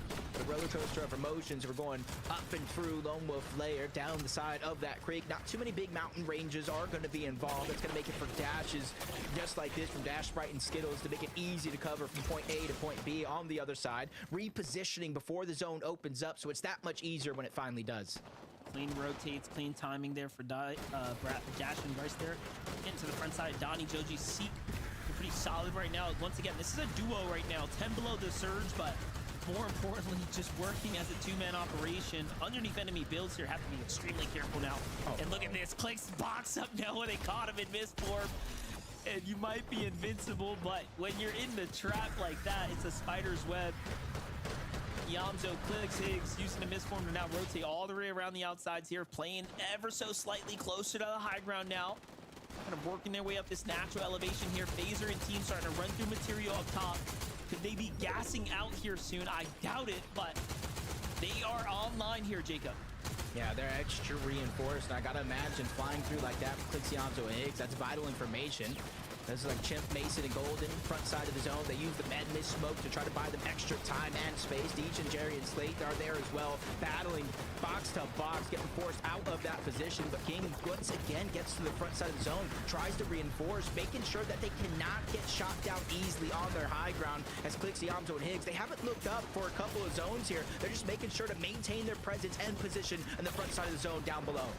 Yeah, even for misforms here, they're just, you know, again, kind of gathering information on the low or mid-ground teams. And this, to me, just screams preparation for grand finals, right? Just trying to make sure they're staying the most consistent as possible. And that means making it through the end games and doing whatever it's going to take to secure those positioning points first here. So now putting pressure, though. They've got a long way to rotate out. Donnie and Seek doing just the same here. Looking good for Joji, but he's got no health to work with, so Siphon's what he's going to be on the hunt for. Can he do it without taking damage? The real question now. Kind of punching through the layers. I like what we're seeing right here, but Yamzo just not giving anyone a break here. And again, misforming, leading his way through. Clix now on the outskirts there. Just perfect positioning time and time again. Yeah, Yamza proven it's not just the brain. He got Brawn as well. As King, Phaser continuously reconnecting every chance that they get. But exactly that, they've invested everything up until this point, and we're barely into the top 10. Still more than half of the placement points still left in this game as Clix, Higgs, and Yamzo. They're in the front side of the zone, but they had enough of playing nice. Now they're ready to get a little bit mean. They get the elimination onto Causers, continually firing back onto Dash, cutting off every chance and every path that he has as they use the misform to quickly reposition once more. Remember, King already took half the material from the high ground team, from his own teammates, so they're kind of split in here. Yamzo catches another one. It's King inside the box, who is desperate, trying to get the refresh, and now high ground is fractured here. Clix, Higgs, and Yamzo have a chance to win this game. They end up forming out. Higgs goes for high ground. He secures it. Phaser claps back, though, but Clix secures it now from up above. He kind of overcommits with the builds, but the tags here to go ahead and put them all down. And just like that, they're in control. Yamzo takes down PHZin as well, and they are in the running now to win this game. In their back pocket, you see 2 different chug jugs, more than half full. The just in case, the plan B. They know Phaser's around. Clix is on the hunt, looking for him. Probably spotting out the audio visuals, but there's a full trio down below. This is their chance to claim as much space, get healed up, because they know the inevitable. The clash is going to happen. 3v3 situation. Clix, Higgs, and Yamzo versus Golden, Mason down below along with Chimp, and now they're spraying the boxes. There's Yamzo's chance jumping out. He has the medallion, hides that first shot, but it's going to be a big one. Clix goes down. Yamzo's looking around, spraying in a full 360, but he loses control, and he loses the entire fight. Clix, Yamzo, and Higgs go down. That is Golden. That is Mason. That is Chimp that had just clutched up a grand final spot. A rare Yamzo miss right there as the tracking. It was just too chaotic. You saw his crosshair onto Higgs for a moment there, and that brief lapse of judgment. All of a sudden, Mason's team comes out of nowhere. They were in control.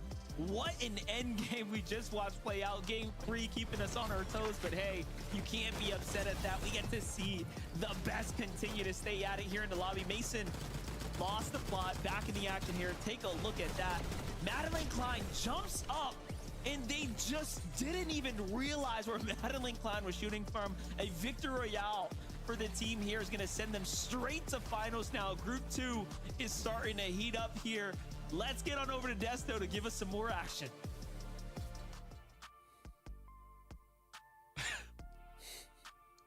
Did that just happen? Oh man. You know what? It's fine. This is all part of the plan. This is all part of the plan. Congratulations to Mason and his trio. They're going through the grand finals. Sometimes Fortnite's a bit chaotic, right, Kelly? You know, it's a little bit chaotic sometimes. Unpredictable is the word that I'd like to use in this moment here, because you could have everything going for you, from mats to the loadout to the heal off potential, high ground control.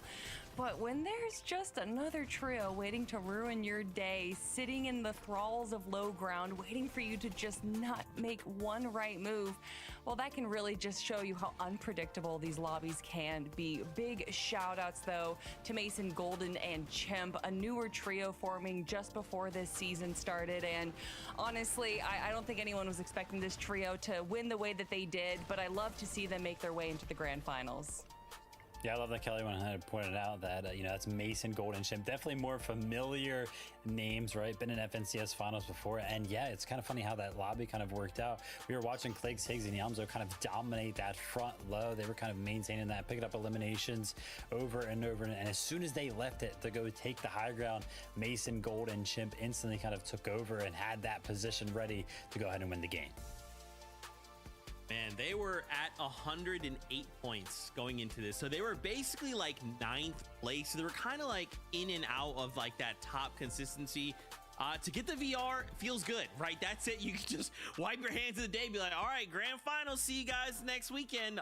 But yeah, we'll discuss more of what happened in that game after this break. So stay tuned.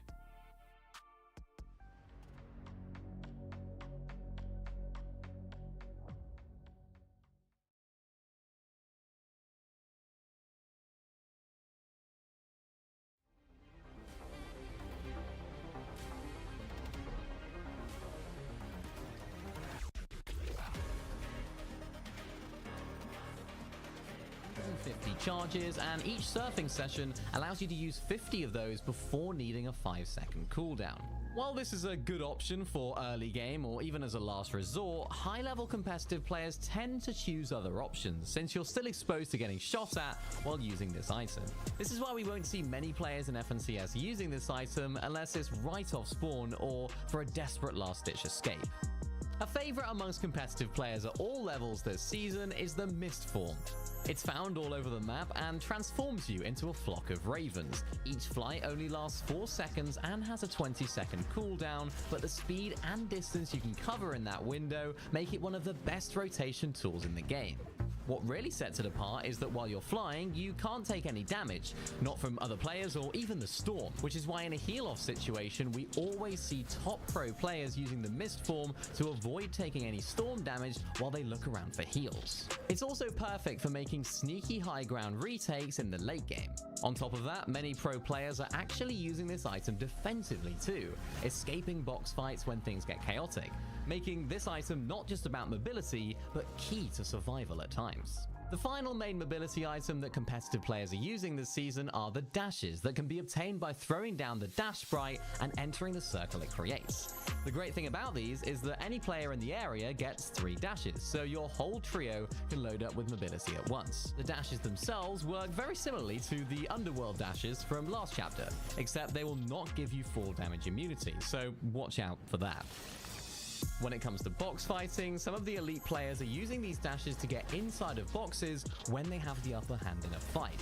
When used well, these dashes can really be one of the most valuable assets to any team's inventory.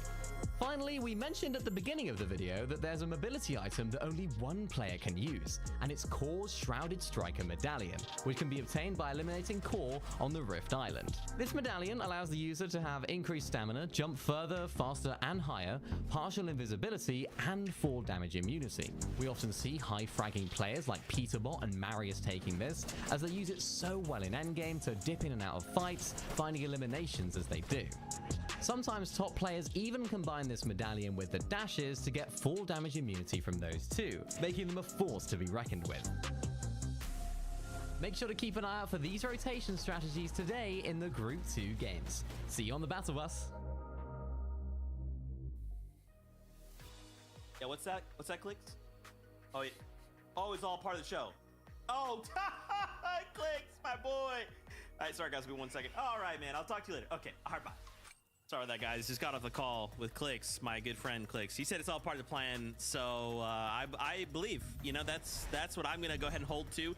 Wowie, this last game was kind of crazy. 16 eliminations and a second place out of the trio. If this was like grand finals, this would be like crazy, right, Kelly? Like a performance like this is next level consistency. It's awesome. We're not going to talk about the ending. We're just going to talk about how awesome they are. I think when you look at the goal for today for all trios, the number one goal obviously is to make sure that you make it into grand finals, but that doesn't necessarily mean that you're going to go for the victory royale or even going to play to the top of your ability. You just want to make sure that you make it into grand finals. And I think the second goal for this trio is to get as much possible practice as they can possibly get in a set lobby.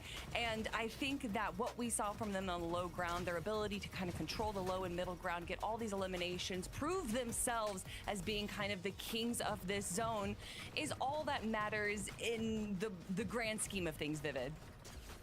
Yeah, I mean, it was great to kind of see them play this game out, right? Just dominating the lower ground time and time again, finding the box-to-box fights that they have won and just so cohesive as a trio. And just a great call from them as well, right? Picking up those eliminations and then instantly investing those refreshes onto the higher ground. They just picked the right moment and it was awesome to see, right? And it's kind of like they had like an insider or something like that, right? Because we were watching King and Co up on the high ground and they were like running low on mats. They were not picking up any refreshes up there on the high ground. And then it was like as soon as they got down to like single digit builds, Clicks Trio instantly went up for it, and it was a pretty easy high ground take for them from there on out. Yeah, it's awesome. Everything is great. Look at them. Look at that, 221 points. I mean, guys, we only have 2 games left to go. Them, King and Phaser, PHZin, they're kind of like 100 points ahead of the competition, right? So I'm not super worried. Everything's fine. This is all according to plan. Practice is good. Let's talk about King, though. My gosh, once again, I mean, we're just going to continue to talk about how incredible they were, right? Game 1, 3rd place, 6 elims. Then game 2 was 4th with 8th, and now we just got a 3rd place with 10 eliminations. So they continue to rack up just like a little bit more and more and more of these eliminations. I feel like, yeah, this is a performance, right? I'm excited to see if they make it through to grand finals, like what this looks like in grand. Does this change the land? Sected one by one. They're able to at least get that elimination cleanup onto Carbone before and right back to the double res onto Degen. Dozier and Evan had no choice but to kind of move themselves down the side of the mountain over towards the first order base. And rightfully so, because the zone is pushing them away. That's forcing that trio up above that did win the battle. Do I stay in zone? Do I try to hunt it down? Because there are so many different places to hide over at that POI. I'm surprised they even got, you know, were able to get out of there. That kind of scare onto DGen's HP. They're like, wait a second, you know, these points mean more to us. Let's just go ahead and chill for a second here. Not let anything bad happen. We'll update on Skittles. Seems like their team's doing just fine. 75 points in. Meanwhile, big fight happening here in the zone right now. And patting on in. Listen, Hazen's status already at a full trio wipe and continuing to push here onto Snake's team now. Force them to get off and run away, and Snake's caught on the disengage there. Oh, another team on the way up too. Oh, we've seen them third party before. Yeah, since there's low HP, it's kind of like interesting what kind of play. Yeah, they're going for that bunker underneath. They might try to pop up Medmist smoke, use that rift that kind of spawns in there, that infinite rift, to try to go ahead and create as much distance as possible. They have to be careful though, because Listen, Heyy and Status are nearby. And I want to think they maybe have heard or hear something, the audio's visuals, whether they're healing or not underneath. So now that they know, they have to wait for them to use that rift. Otherwise, they got to go on foot. There's some launch pads nearby that Heyy is going to go ahead and use. You don't want to be stuck in the sky for too long, especially this deep into the zone. And they do have that B-rank chest available now as well. So see if it's worth fighting for. Meanwhile, Clixiamzo Higgs taking on the Spire here. Should be looking to kind of wrap this up quickly in the distance. Teams kind of watching, listening out.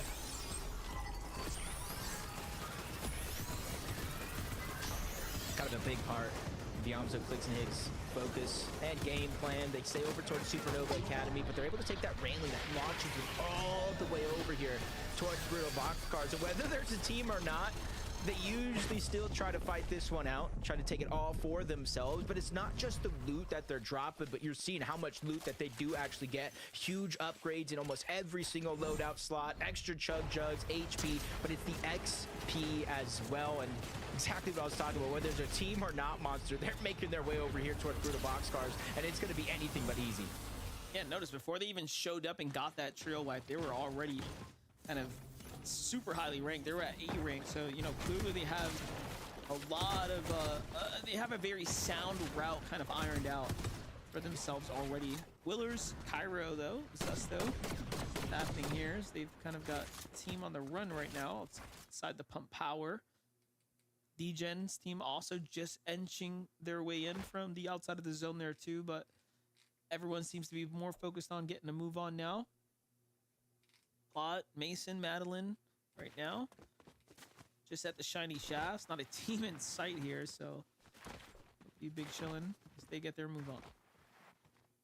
Yeah, probably a couple of teams that already land here trying to be proactive, take a lot of the different mountain ranges just north of shiny shafts, probably hedging their bets that it's going to continue to pull towards the north, because game 1 and 2, when the zones were drastically pulling towards the south, it continued to pull towards the south. So they're hoping if the trend does continue, north zone continues to pull towards the north, try to be proactive and beat every other team there. And for Mason, Lost, and Matt and Klein, they're just kind of going towards this mountain over north of Crime City. That's going to give them a clear view of almost the entire island. You see them looking on over the distance. There is going to be somebody over there, but I just don't know if they have the angle just yet, because they might be in a bush.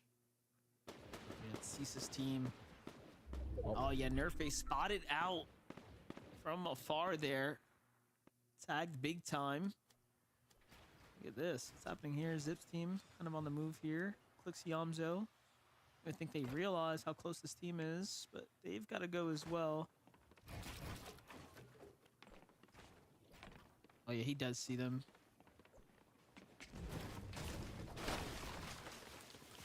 At least moving over in that direction. Kind of split up a little distance between them all, but just so they can cover as many angles as possible. Higgs continue to look off into the distance. The map awareness here is huge. As much information is going to be gathered from both Clicks, Higgs, and Yamzo. Give it all over to Yamzo, kind of lead and kind of figure out what to do with it. And as the zone continues to pull over towards the north, it's going to force a lot of the teams that are on the northeastern portion of the map to rotate through Supernova Academy. And and kind of directly into the rotation of Clix, Yamzo, and Higgs. And if they're kind of set up right, this is how they're going to accumulate a good amount of surge. That way they can focus on their game plan. Oh, Nerx not there. Seems like their rotate just going straight south. Up right, this is how they're going to accumulate a good amount of surge. That way they can focus on their game plan. Even having dashes charged up and ready to go, so if they get jumped on, is that the next major finals? As we know, I mean that could be any one of our top trio teams that are going to be looking to take that. I know obviously Clix has been a fan of it, but they've kind of moved over to the Supernova Academy, so yeah, I don't know just yet. I like the idea around this. You know, Demon's Domain is going to be contested, and that main building is where both of the teams will particularly fight it out more times than not, whether you're splitting the top and the bottom. But that gives that third team, that third party, a chance to kind of loot the outskirts, cut off the path, get some loot for themselves, and potentially how they play it, possible elimination. But enough for the niceties. Clix, Yamzo, Higgs looking to get a little bit aggressive here in the early game from Supernova Academy. And this is the team right here that was just contesting Lone Wolf Lair, so now they have an opportunity to jump on him while they might be a little discombobulated. Yep, I like it. And they're moving really quickly here. Clix with the cone up right there to catch Jake out. Nice and easily done there for themselves. And they make quick work of the first player here. Comes the redash up. And just using, you know, this kind of material like this, they have no care in the world. They've obviously done more than enough today, and this is just all to keep the blade nice and sharp here. Gonna go against the best in the lobby, but Jake and Dogo obviously now on the run.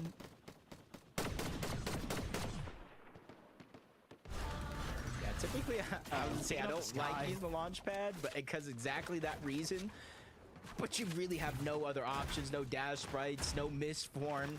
If you're trying to go ahead and create distance, that might have been the only option, but another one's gonna get taken down. So essentially, Doggo is going to be the last one alive over towards Lone Wolf Lair. He has no choice but to kind of sit and wait. Hopefully, he has at least one of those 3 loot cards of his first teammate that went down, because the clock has started for the second. Yeah, this is interesting. I know, like, obviously, Clix, Yamzo, and Higgs are kind of messing around, having fun here, but, like, getting to this drop here, I would not doubt is obviously one of the cards up their sleeve here. Come for finals, so just a cautionary tale of what could be to come. Dogo hides out though. It seems like he might actually get away with it. As the time kind of clicks on here. Yeah, they're not gonna find him.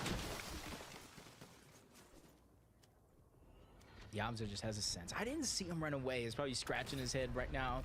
I don't see him lurking around. It's not like even a spotty audio visual. What about here?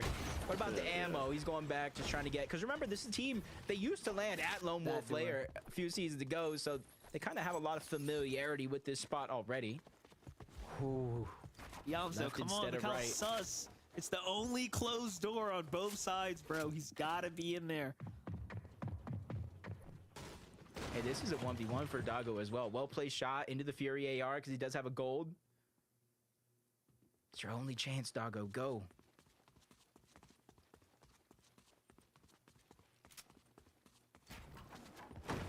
Okay, I just want to know, who has more patience here, Yamzo or Doggo? Definitely Doggo. He's got no reason to run right now. So funny. It's like a straight out of a movie right there. He uses the ability on the pistols there. Well played.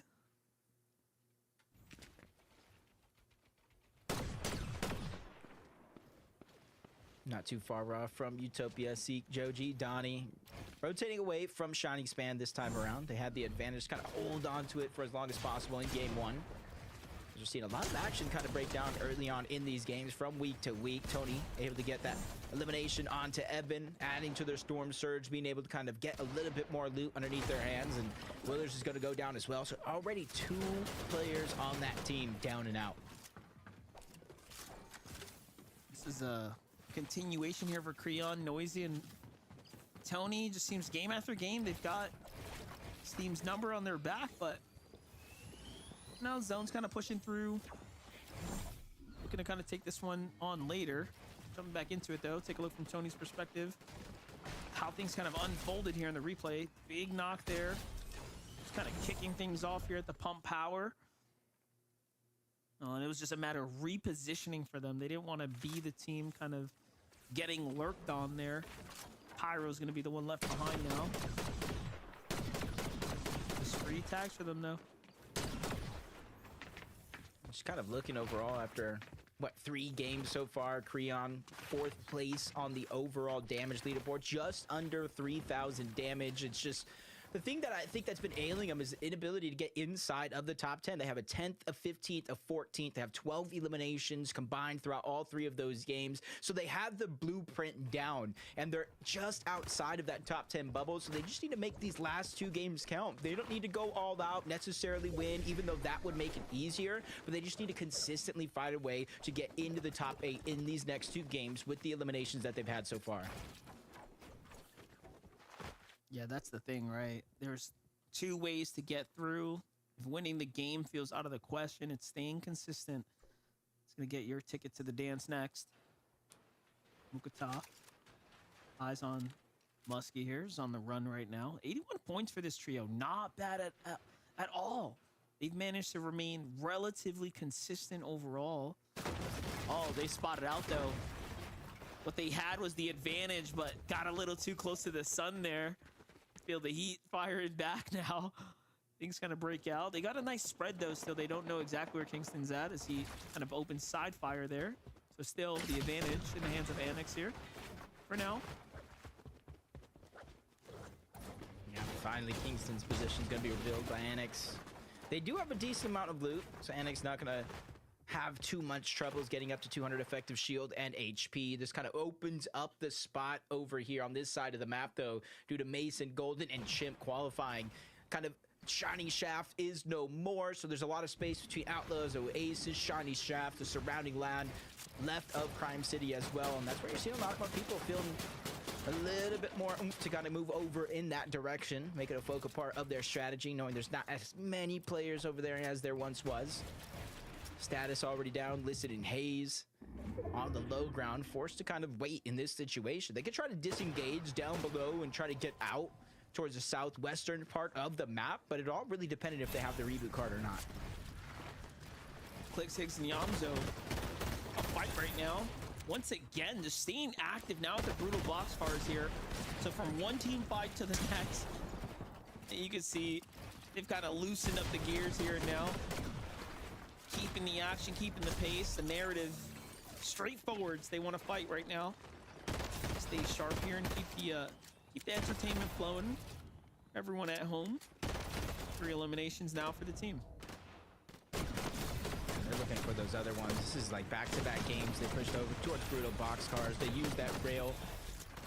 Literally just landed right on top or close by. Flurry's just getting a flurry of shots fired in his direction by Yamzo, keeping the pressure up. Over 50 shots with that Spire AR. They're just able to endlessly spray for days as Flurry. That's going to be the first one gone, or I should say second one out of this fight. Zift, he's just trying to create as much distance as possible, but that exotic pistol just dealing so much damage and helping Clix close the distance again. Even with the dashes, they're just hot on the heels. This is elimination points. This is one step closer to placement points, and it's all that loot and more as you see them inching that much closer to upgrading their superhero rank yet again.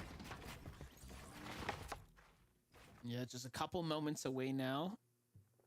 About roughly a half elimination. Maybe you might take them straight into the next ranking, but pay attention here as Noisy, Creon, and Tony just time and time again, zone fights, different teams, no matter where they go. This time at the Supernova Academy, there's a lot of leftover loot here. Don't forget, Clix's team just ransacked this super quickly and moved straight into the Lone Wolf layer. So all these team here's have a lot to work with.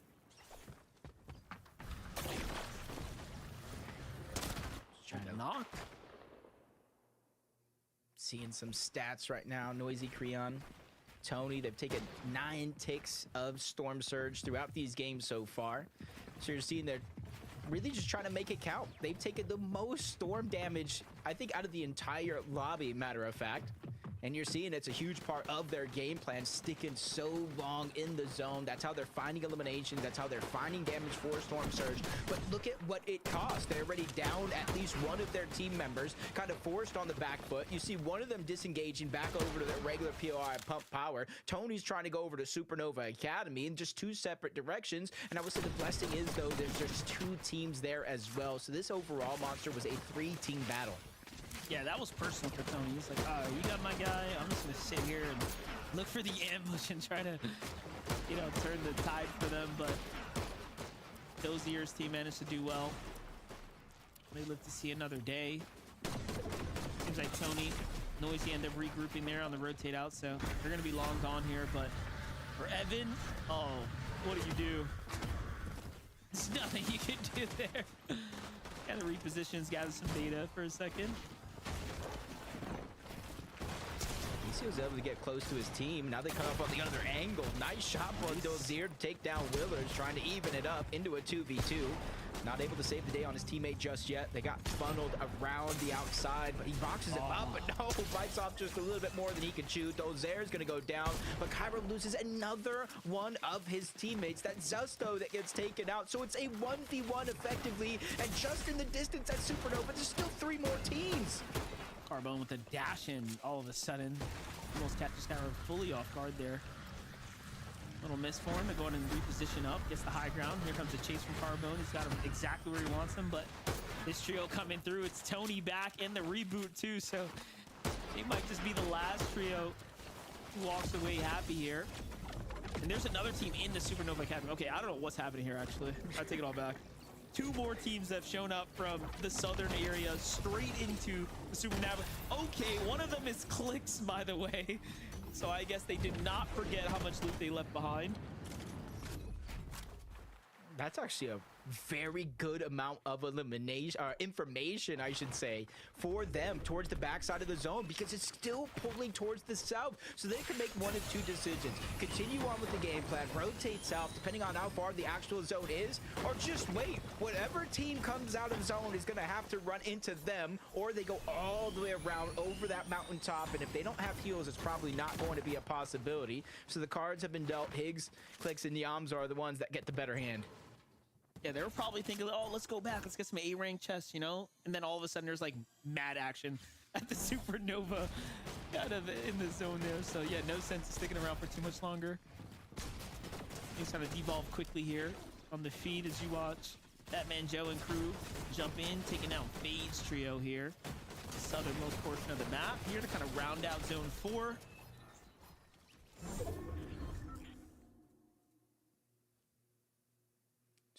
Tough couple eliminations there.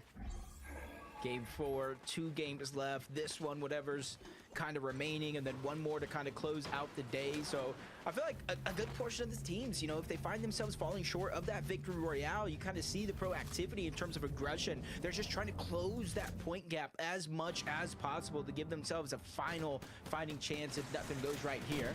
Revive comes in, Nerf face fresh off the reboot. Well, still meets the same demise. He's going to get dropped down low. He can't even go down there without getting eliminated altogether, but that's exactly what's going to happen either way. But it's just so Zemo can get the reboot card yet again. A perfect play. If you're going to go down either way, Monster, at least make it easier on your teammates. Yeah, you saw Batman Joe thought about it, second guessed himself. Yeah, I'm not jumping down there. You know, you can have that siphon loot. It ain't worth that much to me. Kind of calls it a day there.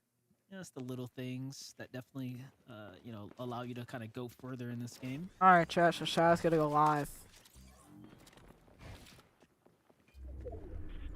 Bro. Bryce, Dash, and Skittles, just judging by the loadout. You guys were gonna expect me, were you? Still back on the island, so you gotta have the medallion as well. And they have good position over control of the Foxy Floodgates Mountains for Skittles. Yeah, you guys weren't expecting me, huh? That wind tunnel down, because if he did, it would just kind of leave him susceptible to taking a ton of Yeah, damage. chat, we got like 2 more games, man. We all good, bruh. We ending. Reunite with the rest of his team. 1.7k above. They're cooking. Exactly what I said, Monster. Just wait. Whoever's going to be coming out of zone, well, we got your number. And that's Carbone, kind of meets his demise. But it's just a down, so his teammates have a chance. Chat, we got 2 more games, man. haven't seen Clicks win. Take a look at I seen Caesar, Kanata won. losing nerf phase. Chat, y'all remember when I said No. Kanata lost? Been a Well, guess while. what? They got the victory royale. Right now on the other side of the wall, Nesmus is obviously resetting this entire fight here. Oh, and the big pot comes through. So advantage is gonna go to listen here. Great. Don't say free fire what. there, straight onto Cease. Yeah. Cease has to hold that one right now and force the back off here. This is essentially both of these players, both Cease Why and can't you listen again? last chance really to kind of leave it up to consistency. My You bad. go down here, you might just be too far where you might need a win either way to catch up in terms of those points. Hold up, chat. Cease I'll schedule just my. left down to Chat, bandages. type one if I should 32 make it- seconds, 15 HP. Listen, going through the Type one if I should make thumbnail, type two if not. Is fresh out, so he's officially going to be put on the clock. But instead of going through that tunnel dangerously in towards Cease, I'll make a thumbnail, chat. Let me know if I should make a thumbnail. I might have been wrong. He turns around. He's out of bandages, so he needs this siphon if he's looking to stay alive. It's all or nothing for Listen. Yeah, good read by Cease, but Cease is definitely weaker here. But Listen's got that pressure on his back right now. 2-tick really starting to add up here. Cease gets the first bandage off. Here comes the siphon opportunity. You got to hit this once he comes out of misform or it's game. He blocks him, and the edit very cleanly done by Cease. Then just sits there and catches the loot. He won't be rewarded with any extra heals, but the storm sickness, are you kidding? No. He was in there the whole time. How long? Man. That's 500 damage of storm that Cease took in the early game with the rest of his team to go down to storm sickness. Now both him and Listen gonna leave it up to a last game miracle to try to qualify for the grand finals. Otherwise, they're gonna be stuck into LCQ, so don't be afraid just yet. The season won't be over. It just got that much harder. That's crazy. I think that's the first for broadcast. When we watch a fight go the distance this kind of early, you want to call this mid game early enough, but the full storm sickness after a clutch.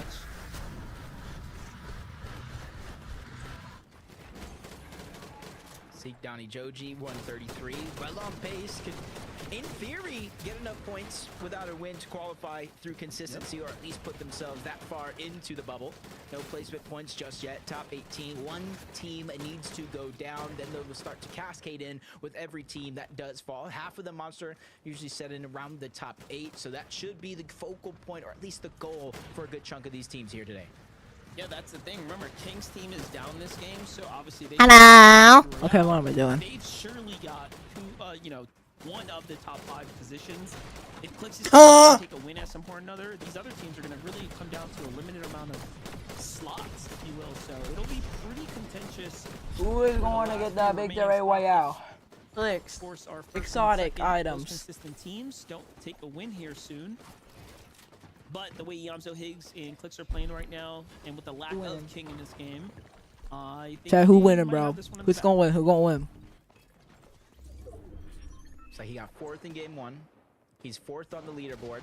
Can he win game 4? Right. How Clicks is much next in our of number team. 4 is Corruption, Clicks' okay. kind of magic number? Right, or good, forceful good. number, you know, so to say.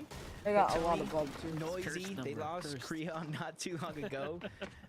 93 points though here, Monster. They really got to start to make this one count. It's not too far of a rotation, but you can already see in the minimap how many other teams are already beaten into the punch. My eyes. I seen light. Yeah, a for lot the of teams gotta first move. Looking at that time. Western kind of pack right there. See most already poised up for the quick rotate. Bryson Come and call. Dash Skittles Who is looking good incoming here to call kind of me? get to the front side first. Incoming call. Boy. Who's on height? Oh, it's Shadow, Muzz, Sphinx on high ground right now from contested surprise. 2 height now. Really talking about making games count. They started this one with 48 points in 18th place, Monster. Almost 100 points down from that bubble of where they need to go. So high ground without a couple of those teams going to contest you in this lobby. This one might be the one that they make count. Bryce Dash Skittles, they see teams right across, and they're just trying to claim space. Look how much space they've given themselves down low, all the low ground, even a tunnel on top of that one. 2 teams already setting their eyes up above. Dejan, Slick, and Jerry, they're the ones that have their heads in the clouds, though. Today, chat. Yeah, Muzz's team playing second height right now. Meanwhile, Monty, Paul and Scuffy, so from you know, back and forth. Some games they kind of fell a little short. Other games they went the distance here. They find themselves in an end game sprint once again. First for Noah plays as well there. You saw with Chaos Gaming just kind of holding on here, getting pressured by the lobby. But look at this high ground hold by DGen and Jerry. They kind of got this far positioning, full control of the sky here and now. It's kind of like an eerie silence for an end game as well. Notice how much this means really to the teams in the game, right? Everyone's just kind of vibing out, chilling, like, nah, wait, I need these placement points here. So very interesting kind of dynamic taking form here in game 4. Yeah, you can see Clicks. I think he has that exotic pistol. Just trying to look above. If you kind of tag those teams on the high ground, you kind of send them flying with that shockwave effect in the first and in the last bullet. DGen kind of reconnecting their position up above. There we go. DGen, no! It had to be him. They found him. They take him off of high ground. Now he has to find his way back while that one's getting distracted. Okay. Skittles did not lose focus. Okay. That's the front side of zone. Expending so many of their Let's materials watch. to try to make a safe spot happen, but they quickly Let's watch it again. Let's watch this. Who's winning, chat? Everybody let's know. Oh no.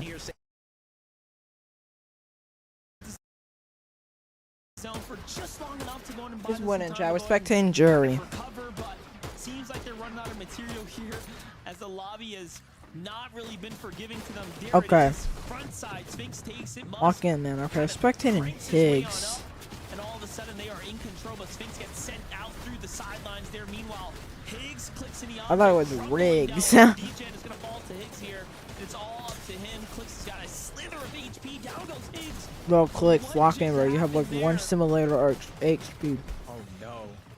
Everybody's feeling that same struggle. Even Sphinx is down. They're going for the triple reboot as Clicks, Yamzo, and Higgs fully eliminated out of game 4. Maybe it's not his lucky number anymore, but up above, they got the revive. Sphinx is back into the game. Shadow is Yo, we're spectating Shadow's team. Hold up! causing destruction, lasering through these builds, finding Nox, eliminations when it matters most. Looks behind, Rehan tries to go for a sneaky play. Wait, hold up. We're spectating Muzz, okay? Denied that opportunity. Let's walk in. Walk in, Muzz. Backup is there. It does look like they're trying to concede it. Oh, we're finally spectating Shadow for the first time in a week. What was theirs? Just a little bit more laser left in the tank here for Muzz, but Muzz is gonna have to give it up. Shadow's got no HP.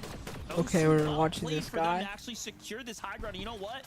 They are racking up eliminations as well. They're looking to put a stamp on it. They need the win just as much as anyone else. And we thought Muzz's team might have gotten a free ride. Spectating Dash. Okay. No, not today. Dash, lock We're gonna in. have to fight for it. Muzz's Okay, entire okay, crew we're locking falls in. into the hands of Nice. Dash and Skittles, who have just played a little more Okay, we're nice. We're locking in, bro. low ground now. Here comes a decision. They're locking in, He chat. dips back for Bryce. He sends his other two out to the front side. Meanwhile, a new team is now taking height here, Jacob. Yeah, letting Skittles kind of clear the path. Donnie, Seek doing the same thing, but they got it intact in the front side of the zone. Seek just going around towards the outside. It's very minimal builds. And I think Zone 2, that's like the smallest thing in the world. Down below, but they find a clear-cut elimination onto Scuffy's. One that's absolutely necessary. Now they have the Siphon Mats and at least something to work with, but no, he dropped his Bro, if I was ever monster. playing in that, I'd never go with nowhere, There. bro. But look at this, Donnie's still going. It doesn't matter. Seek and Donnie are still turning online now, and there is still that trio way up top.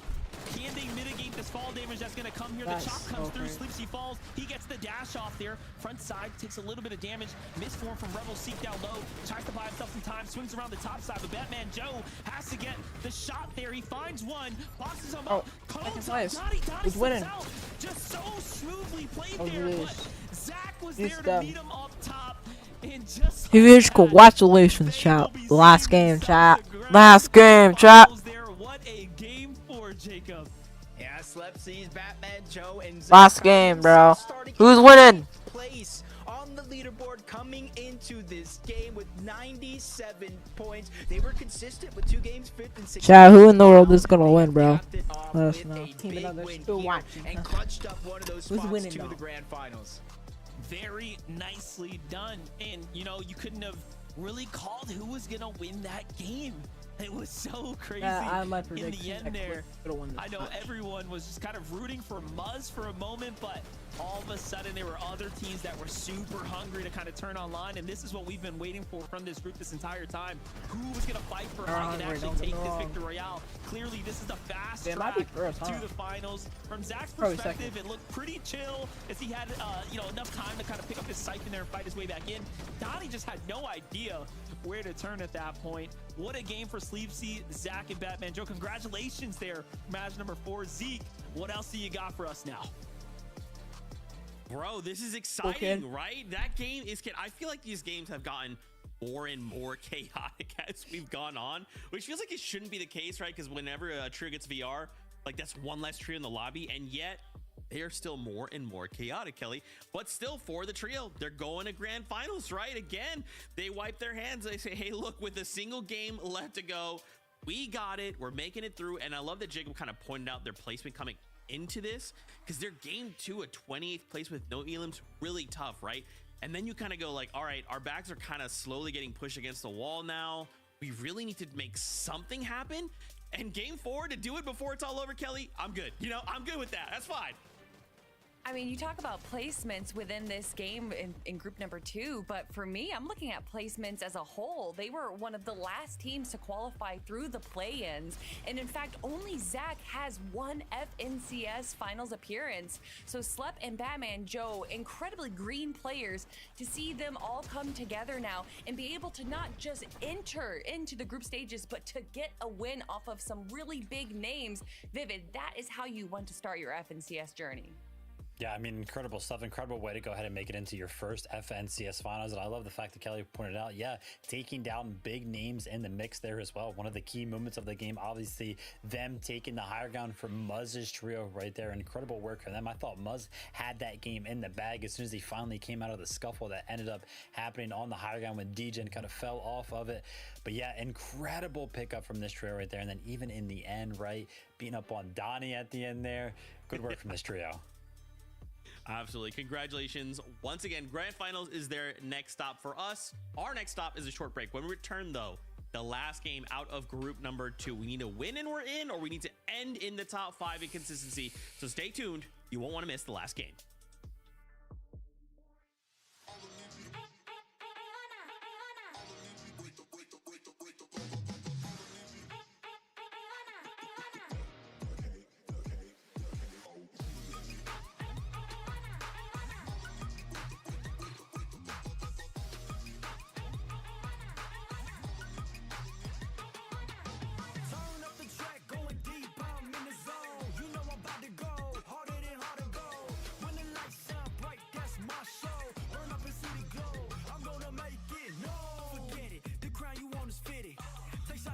If you miss, you gon' regret it. Before you crawl, know I'm running it all. I'm built up like a pharaoh, now they praying that I fall. Through shadows, been burning through these battles. No weakness in my body, need to know you better ask somebody. Already, I consume the patty, it's plenty. I leave a penny for thoughts about how I'm living. Ay, turn up the track, going deep, I'm in the zone. You know I'm about to go, harder than hard to go. When the lights shine bright, that's my There'll be Shadow War in the plants, bro. We Shadow War in the plans. You didn't expect me, alright?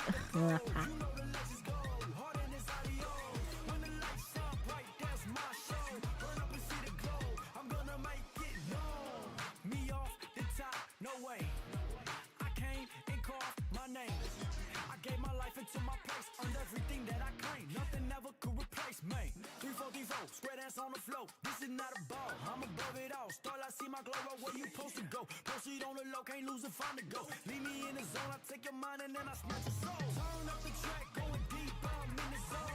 You know I'm about to go, harder than hard to go. When the lights shine bright, that's my show. Burn up and see the glow, I'm gonna make it known. I get it, they love my whole aesthetic. They got so listen, told you this ain't hypothetical. Answer the call, prove this once and for all. Can't reach me with an arrow, summer nights I never fall. No cattle, the goat don't wear a saddle. Cool riders off my body, cut them off, they acting sloppy. Already, I consume the petty. The vision's 2020, believe your eyes are winning.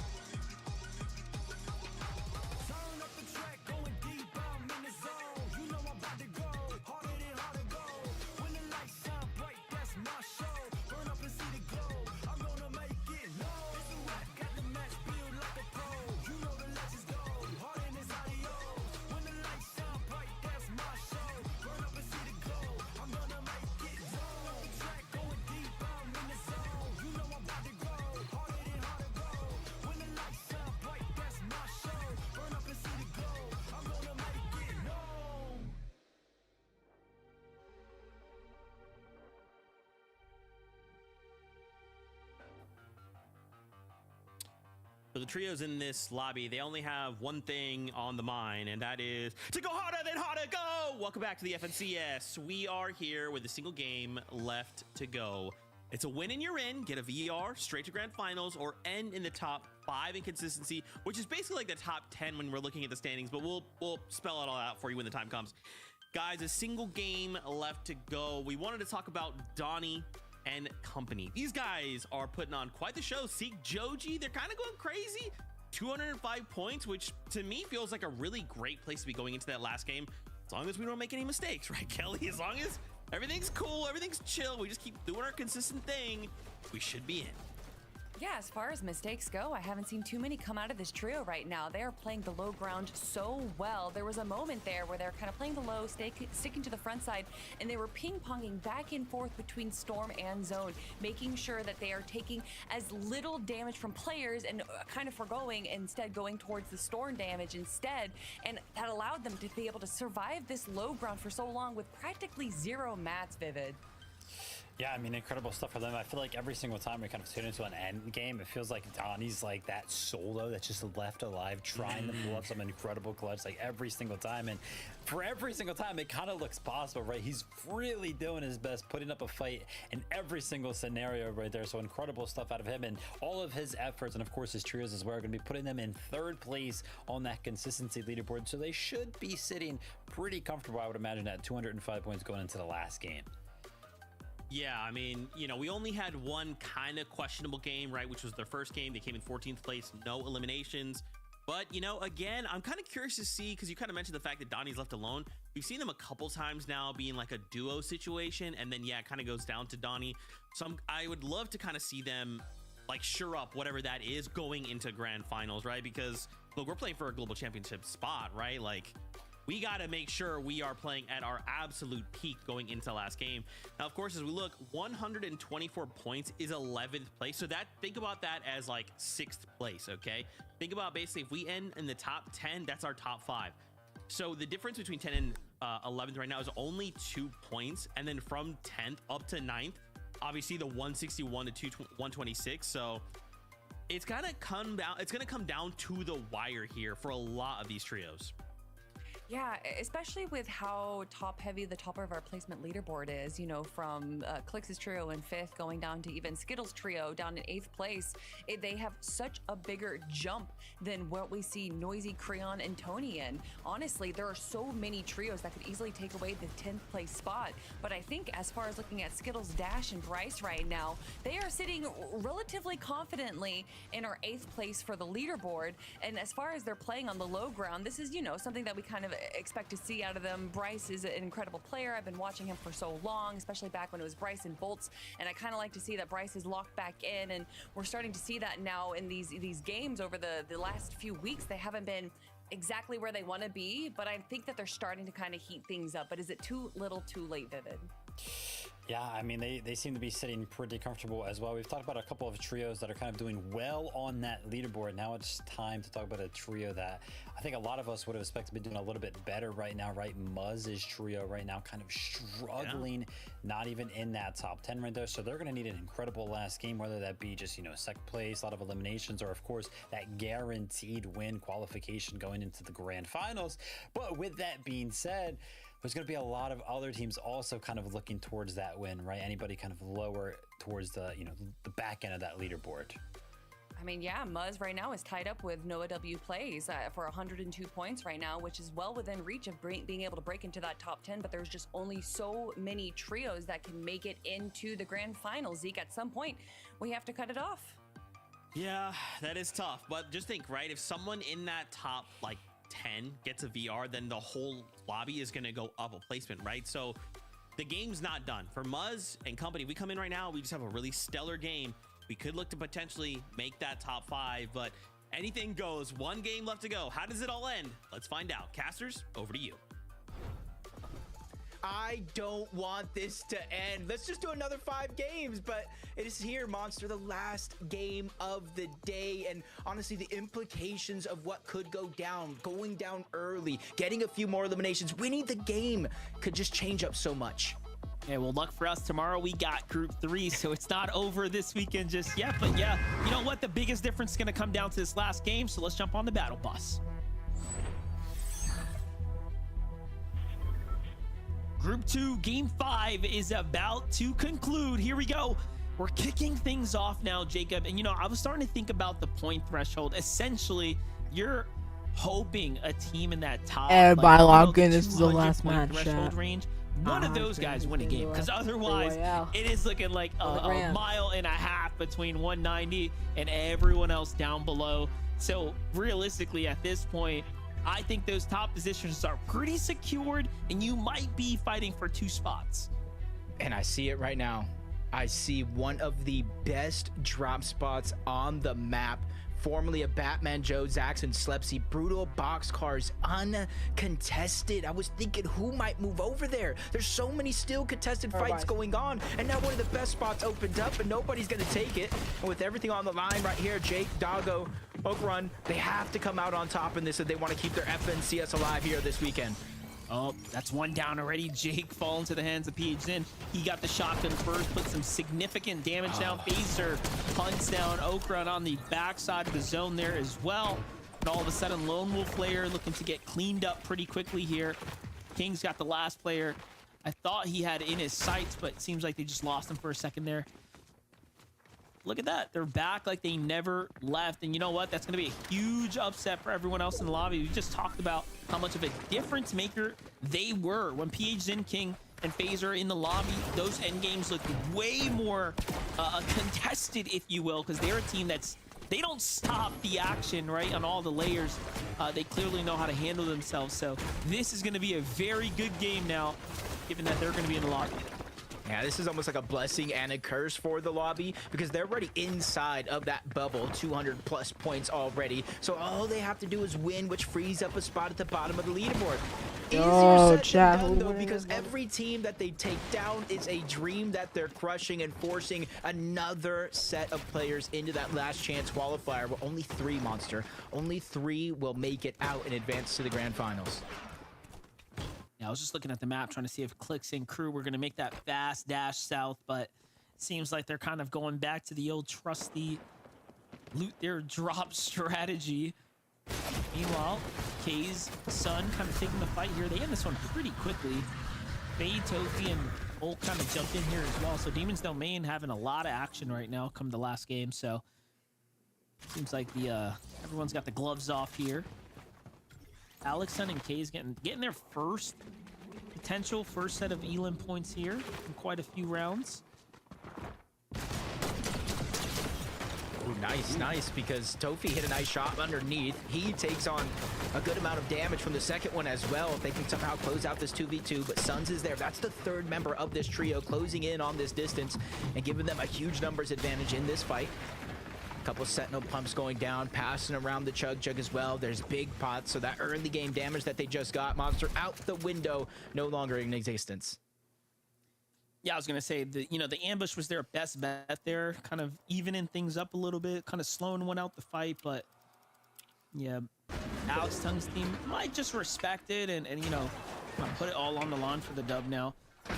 I gotta say, seeing that Super Sprite make it to the end game last game was definitely exciting in the hands of Muzz from the high ground. Super destructive, but it's one of those things like, how do you justify carrying that over misforms or dashes? You kind of can't, right? You want the mobility in most cases, but that high ground with that laser is pretty strong. Shreds through builds. It makes it that much easier for the Spire and the Fury to break its way through. It was Void. Cash percent just trying to disengage altogether towards the outside. Shiny Shafts. I kind of spoke about this earlier. One of the teams, Golden, Mason, and Chimp, qualifying from this spot on the map. It did free it up, but it was only for so long before more and more teams took notice and kind of took that position away. And it almost makes me kind of wonder, is anybody going to be brave enough to go over to Brutal, or is Clicks, Yamzo, and Higgs going to get back-to-back uncontested POIs? See there shortly, but Noah plays. Clixy Chaos Gaming, 102 points. They have two big scenarios here for qualifying Monster. They either get in through that victory royale. That one's going to be hard, but still easy at the same time. Otherwise, you're playing a huge math game throughout the course of this game, watching your elimination feed, hoping those players above you go down relatively early, or at least outside of the top 17. Yeah, that problem is there's like 60 points separating them, so they really need to get that team that was holding 5th kind of out of the equation. Otherwise, I mean, the gap is pretty significant, and it's going to require a huge end game for most of these teams.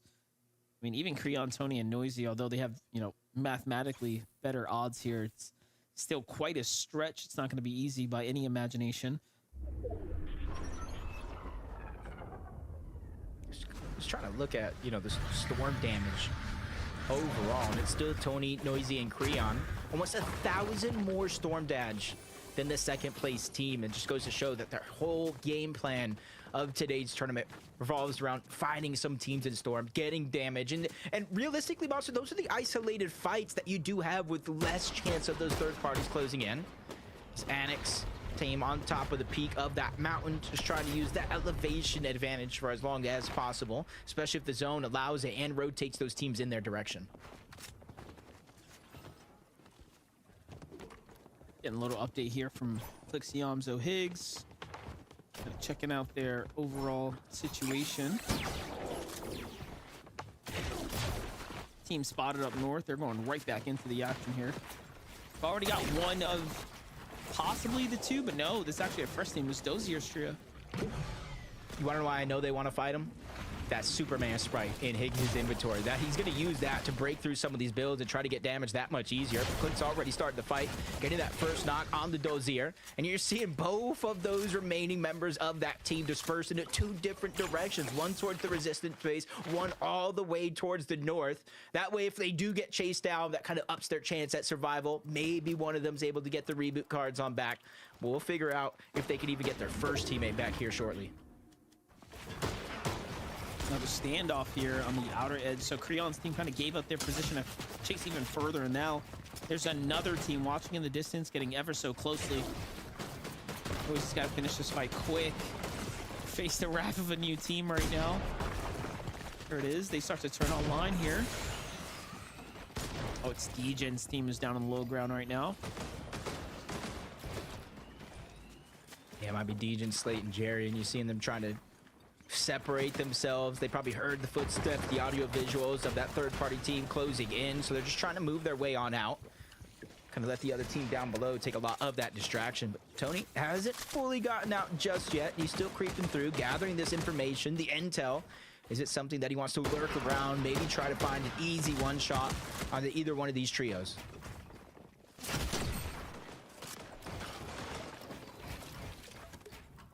Nice little tag right there. You see Tentic, Mono, Yinks, like not even trying to move right now.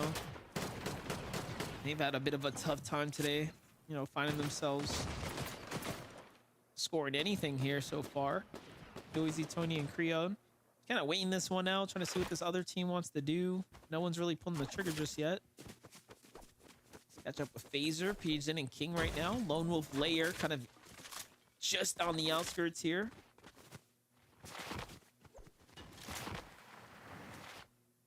Which one are you? Is that the same solo from the beginning? Chances are it is.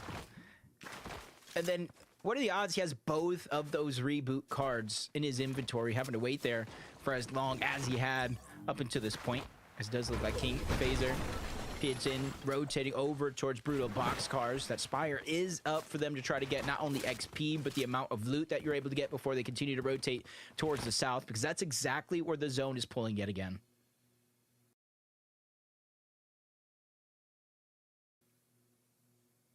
Yeah, gotta get moving here. But they're playing the outsides. They're looking for teams so they can get some damage right on these outskirts here. Use those late movers. Ash, Bryce, and Skittles. This is that third overall positioned trio in the lobby who's played so exceptionally well today so far. Just keeping us in the running.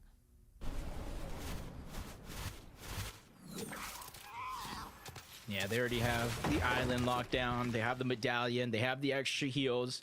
And now they're setting up. It's almost similar to what we've seen in Group 1 with Agers, Acorn, and Pollo in kind of a line formation. 2 different surge towers. They're using the island as well just to give so much elevation advantage. And they're basically at the edge of zone, knowing all teams are going to have to rotate to them. So as long as they wait, be patient, they will have those opportunities. Clix, Higgs, and Yamzo just get torn apart. Higgs dropped down to 97 HP. Clix knocked all together. Yamzo's just trying to be the hero. There's only so much one person can take, especially with the Superman Sprite beaming its way through those builds. That's Muzz. We saw them earlier on in a contested fight to start the tournament off. Shadow Sphinx holding it down so far. Muzz having a reset here. Higgs and Yamzo left on a back foot. Clix already kind of falls right now, so it seems like they rotated kind of into the wrong team right now. Yamzo, Higgs likely want nothing to do with this. They definitely have picked up the card. We talked about that, you know, Superman Sprite coming into handy, but it's almost as if Higgs is not even conditioned to use it. There it is. Now, starting to think about it, but no, this is actually Muzz's trio who's, you know, clearly comfortable with utilizing it. Muzz seems to be a favorite of the lasers. Yeah, they're going to be pretty good with that. In any case, a 2v3 against Yamzo Higgs is no easy battle. You got to respect them. So off they go. Yeah, that's kind of the mind games, because even with that elimination, you see them move up to like 105 points, kind of slowly making their way up the top of the leaderboard, but they have to essentially be close to perfect in order to get the qualification spot here through the group stages. A couple of mishaps in games 1 and 2 kind of put their backs up against the wall, really forced to perform here in the last and final game of the day. Donnie, Joji, Seek, close to some historic or honestly entertaining clutches here today, but with or without those 205 points, all but got their spot secured as well. And we talk about a few of these teams, you know, Clix's team, this team here, if they win the game, that opens up a spot at the bottom, kind of alleviating some of the stresses of some of these others. Yeah, gots to look at the zone right here. This is the first we've seen it pull this far south. Oh, and it's going to continue to do that. Okay, so we're getting some serious elevation in this end game. This is going to be a wild one for sure. I expect not many to survive the highs and lows that are going to come here. You know, it makes you wonder, like, the more difficult terrain to play probably just favors people that have been here before, right? Those seasoned trios even more, because there's so much learnings that you take from those more difficult end games. But let's catch up with Yamzo, Higgs, and Clix. So they got the reboot card like we talked about, went right back into the Outlaw Oasis. Get the pickup here, kind of put them right back in the game. That stat just made me laugh. They lead the lobby at elims, damage, builds, this, that, 12 other categories. What can they not do other than win a game? But they can prove us wrong here in the game 5, because all those stats for them is all about proving a point, making a statement here today. And I think teams have been sleeping on them the past couple days as possible FNCS champions, and that finals grows closer and closer. Yeah, most definitely. That elusive win, you know? Gotta hit your shots in the end game.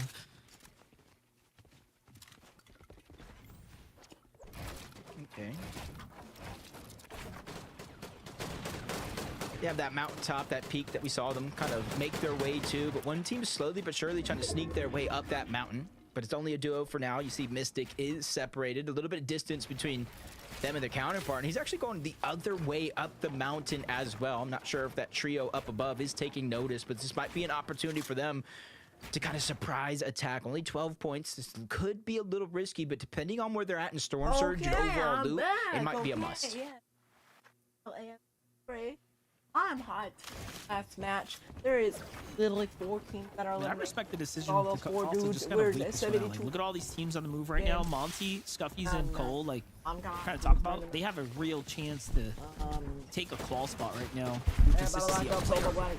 Right there. And they almost get the siphon on him, but he spots him out. Anyway, chat. Who's getting this big royale? This is what I talk about when teams Everybody like, close to quality. I feel like they start playing different. This is like where you start slowing down. You're doing things you don't normally do, right? And all of a sudden, you might just find yourself outed. This is a huge elimination here waiting to happen. He's got, what was it, a med kit and 3 bandages. So big heals here that they desperately need. Siphon kicks in as well. So this is all just welcome pickups here. Kind of seeing the lobby being plagued right now, but so much activity early on. But Clix, Yamso, and Higgs, they find themselves at another elimination. Not too worried about their rotation. You see a lot of mobility in their inventory, but the bottom of that bunker, I talked about it early on, you do have that free rift that you can take. And where the zone is pulling south, they can easily take that rift, stay out of zone, and just rotate all the way to the slow side of the zone. But you're seeing how they were able to get that elimination. That team thought they were trapped in there, but they were able to fight their way on out and pick up eliminations. Yeah, this is how you do it. You know, time and time again, you see teams kind of play the bunker very passively, wait it out. But now when you got Higgs and Yamso just ready to push out, find their tags in the process. Creon, Noisy, and Tony make their way out of the zone here. They spent a lot of time in that storm. I'm just thinking back to that Cease Storm Sickness play now. Spent the first 4 or 5 zones in there and just couldn't make the distance, so Tony's team's got to be on the timer at this point. Yeah, or at least at the bare minimum, I hope they were proactive enough to start to really change certain aspects of their game, realizing how long they're staying in towards zone, because that would in itself take away a win condition of being able to take it to heal off if they took too much damage. And since they're already rotated over towards Demon's Domain, who's getting this one, chat? Everybody let us know who's getting this one. Every single game's passed, even though they're barely above that damage threshold. At least they're here in zone. They positioned accordingly and have a chance to look out into the distance and try to target some of those teams for damage. Yeah, Storm Sickness is basically AKA you spent half of the total game time like in the zone. Like that is just not feasible. The game just cancels you out. Clix, Higgs, Yamso on the rotate right now for Elim, so they're just right back in it like they never left here. And we talked about these mountains that, you know, they're going to start affecting this end game. And look at this move that they got to make up and over. Luckily, no teams are kind of perched over to see downwards, but it's costing them material, misformed charges, and all types of other resources now. Taking a moment of silence right now. This is a team you do not want to be rotating next to. 227 points, well inside of the bubble, and a team that is not scared to go for high ground. We've already seen it a few times today. And if you're one of those teams that's barely in or outside of the bubble, I would steer clear from this rotation. And that's Tony, Noisy, and Creon just towards the right, rotating in tandem. And it's going to be a far rotation, and it's going to go up a few different mountains on the way there. Got a little surf cube in hand, so you can just tell that they don't have exactly the type of loadout that they would like to take into endgame, but PhD leading the charge with that surf cube, getting the most out of it. Meanwhile, quick update for Donnie here. 205 alongside Joji and Seek. No elims this time around, but plenty of damage on the board so far. One of the furthest to rotate here once again. Seems like they kind of enjoy being in the back of the pack. It's a team in the water trying to rotate. Something better than nothing. They just gotta be careful. That's a team that kind of like landed, stealing the southern portion of Demon's Domain's loot. Everybody's still trying to figure out where they're going to make their way up the mountain. You're seeing a very kind of even elevation change for the most part. And I think for this next couple of zones, the entire lobby's got to be crossing their fingers right here. Don't go north. Don't go north, because that will be a roller coaster of emotions. As Yamso and Higgs just pick up a few more eliminations, kind of ending runs in this group stage, forcing these teams essentially to go through the LCQ. It's perfect too. Right on the side of the mountain, they get much more materials essentially delivered to them now. So it's really the key position and time to kind of get these eliminations.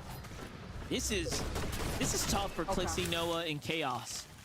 They got to go up and over now. The zone's going to pull far west. And they're already halfway through their material count. And I'm not seeing any misforms on this inventory right now, at least not for Noah here. Great usage of the dash to kind of pop his way across there, keeping the momentum up. But just all in all, look at this clean rotate. Otherwise, it would have been a very difficult one to kind of time there. Higgs' team still going crazy here. Listen does go. Oh, Heyy follows.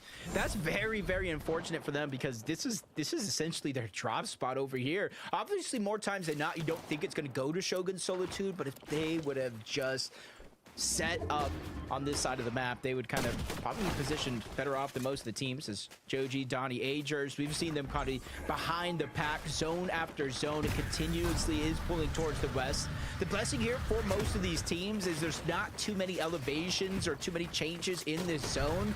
But Monster, after this one, if we go west, if we go east, or even far enough north, that's where it's going to continue to get tough. You know, it is interesting that like they could play late like that because they have misforms. You know, it kind of makes sense. Pressure comes in, we just form out, right? We get into a whole new like 50 meters across, no problem. Scuffy's Monty, Cole, tournament running the life right now. Pressures this team to the point to where they pull out the med miss there. Very nicely done. So just kind of forcing them out of that position. Look at that, pushing them off completely there. Oh, it's going to ease up all their high ground pressures. They can start looking to other teams. Meanwhile, Creon gets taken. Noisy now by himself. Oh, doesn't see where Joji's at. Their tournament's going to go in and come to an end. That's a big elimination for Donnie's team there. They're literally stuck, hoping and praying. Everybody below them on the leaderboard goes down. And then everybody above them, any team above them for that matter, somehow wins because that'll free up the spot on the leaderboard. Dash, what's up, stream? That's one of those teams that Wow. we were talking about. What's up, stream? This one essentially in fourth Hee place hee when it comes hoo to ha ha. consistency. Leaderboard 8th place overall. They just need to do enough to hold on, but it's only the top 16. Only one team of placement points have set in. And now Scuffy's, Monty, and Cole. This team is 5th on the consistency leaderboard. So essentially they are setting the line. That team's I was spec What's so nice about that wide shot, it just gave you a top 20. visual. Gonna get a victory royale, okay? The best teams are elevated up and over the most treacherous areas, and you know, look at that. They just know to Clicks be has not away gotten a from win that yet. I'm low trying to see if ground it's a win. congestion. You just don't want to be down there. The last match. The rotate starts to come through. Somehow though. Oh, I see Shadow again. I see Shadow's team. Shadow, Muzz, and Sphinx have Shadow managed to again. find themselves still standing in this game. Still playing. Kind of recovered from the fallings before clashing with Team Clicks. High ground's got Rogue, Zip, and Polis right now situated up. Big commitments here through material counts as they start to kind of de-escalate their way through this zone here. But this is the Canyon Crossing. It's called that for a reason. And they are way up top there. Expected. It's just a struggle, and kind of like you said it yourself, investing so many materials. It's only the 8th zone. We haven't had too many drastic cutbacks just yet. 206 and counting, over 1,000 damage for Dash, Price, and Skittles. Just continue to focus every team, those audio visuals. If they see a footstep in that direction, they just kind of let it loose. But you can see Skittles, only 83 medium ammo bullets left, and they finally target out the high ground. Oh, what happened? Zip. They Oh, get shot expecting down. Clicks. Luckily for them, they do have the misform, so no fall damage for them. You see Higgs kind of double stepping, hesitating for a moment. Is this the time? Do we take high ground, or is that zone too early? Well, Zip's gonna go ahead and bounce back here. I already got his stuff back. Seems like they get a little bit more time to kind of recycle these materials here. That's actually perfect for them. Can't really ask for anything better than that, and that's gonna force the low ground teams to force their material counts to start being used here. Meanwhile, Skittles is gonna have to fend for himself here. Loses Bryce and Dash right now. The finishes come through from the other team on the other side of the wall. That is unfortunate timing for him, but hey, little delivery for him there. He's trying to get Go that loot, brother. Bro. to get the Those is misform bro. as well. The pressure's starting to come through. Oh, expecting Clicks. Look at this, Clicks. Higgs, the arms are now positioned up over some other teams here. Looking for their next refresher. There it is. Iron Click. Nice pickup. Insta misform as Or no well. Click. Else Click. Almost overhops that one, but it only drops down, gets the loot. I would not You see expect. immediately dropping down those Shadow barrels in this for thing. Yamzo as Donnie, Seek, they're kind of stuck as a duo. He reached the other side of the zone, but as soon as he does, it forces a cutback on the other side. One more mischarge that he's going to have to use, but Seek separated from his team. They're essentially playing this one as two separate solos, waiting for that moment. They can't reunite box to box, but Pixie Yamzo and Higgs, that's Muzz, that's Shadow on the other side. They do not have any spots secured. They have to go ahead and get some more points. Top 14, barely any placement so far in this game. Oh, Higgs, Click is Clicks land on going for another team, Shadow. Looking to met this at the front side, and it's PH in phase. Shadow, you're close, King, bro. Monty's team in there as well. Let's not forget Monty and them needed just a couple more points. Well, they're gonna have to clutch this one out. Here, Skittles, Bryce Dash now 215 points. So it's all about consistency for these guys down at the bottom here. They need these points. They need to maintain just enough consistency here. And who's gonna win? Still got King playing the backside of zone. If Christ Trio doesn't pay attention, they'll be straight ambush from behind. Cole was able to find a couple more eliminations. Cautious there on the other side. You're seeing Skittles hesitate for good reason. Zone's cutting on over. He doesn't want to end up in a fight at the backside of the zone overall. Zip still on ultimate high ground. He is in the clouds waiting for his team to give him the A-OK. Skittles going up, sees how far away high ground actually is, and with no builds to get up there at the last. That's not a good deal, bro. It's almost all or nothing here for Skittles as he's bouncing around. He still does have that medallion, shouting a little bit of his location. Yeah, he's just trying to stay, you know, out of sight, out of mind, basically, as he hops around here. And that is the game plan at the moment. Ow! No builds. You restocking everything? No, it's Cole's trio. There it is. So I was wondering how many of them were still alive. There's still two left on that team trying to clutch this one out. Muzz just crushed from the side there by the hands of Higgs now. Shadow goes and picks him up. Higgs tries to play a side angle, breaks into the ball. Oh, Shadow's dead. Shadow's not. Shadow's not. Clix is not. Shadow's not. Shadow, why'd you die? Shadow's dead, bro. Why? Yeah, Clix is dead. Jeez. Let's Clix. No. Dead. This is a super intense endgame right now. Surely they've gotten enough points. It's going to come down to the win, though, for these other teams. Who's winning, man? Straight to finals. This is all or nothing for Polis. Yeah, it potentially is. The other two's got their spot secured just for staying alive long enough. Scuffy's and them starting this game on the line. You got to think a third. Who's getting the win? Everybody lock in. We're essentially watching Rogue. Their tournament is on the line. Donnie from up. G to the GGGs. He takes them down. He advances to the grand finals. But again, Monster. I saved you guys' ears. W's in the chat, bro. W's, bro. Because they were already in the top 5. Donnie does it again. He most definitely has Go! manipulated. Alright, chat. I'm ending now. Alright, chat. I'll be live in 15 minutes, man. Whether they won that game or not, the fact that y'all they enjoyed win everybody. means Like up, sub up, and on the bell. a And position, but they pull see you guys never. Bye bye. This trio, whom, by the way, surely did not have enough. Bye bye. Jacob, you couldn't have wrote a better end game for someone here who's gonna get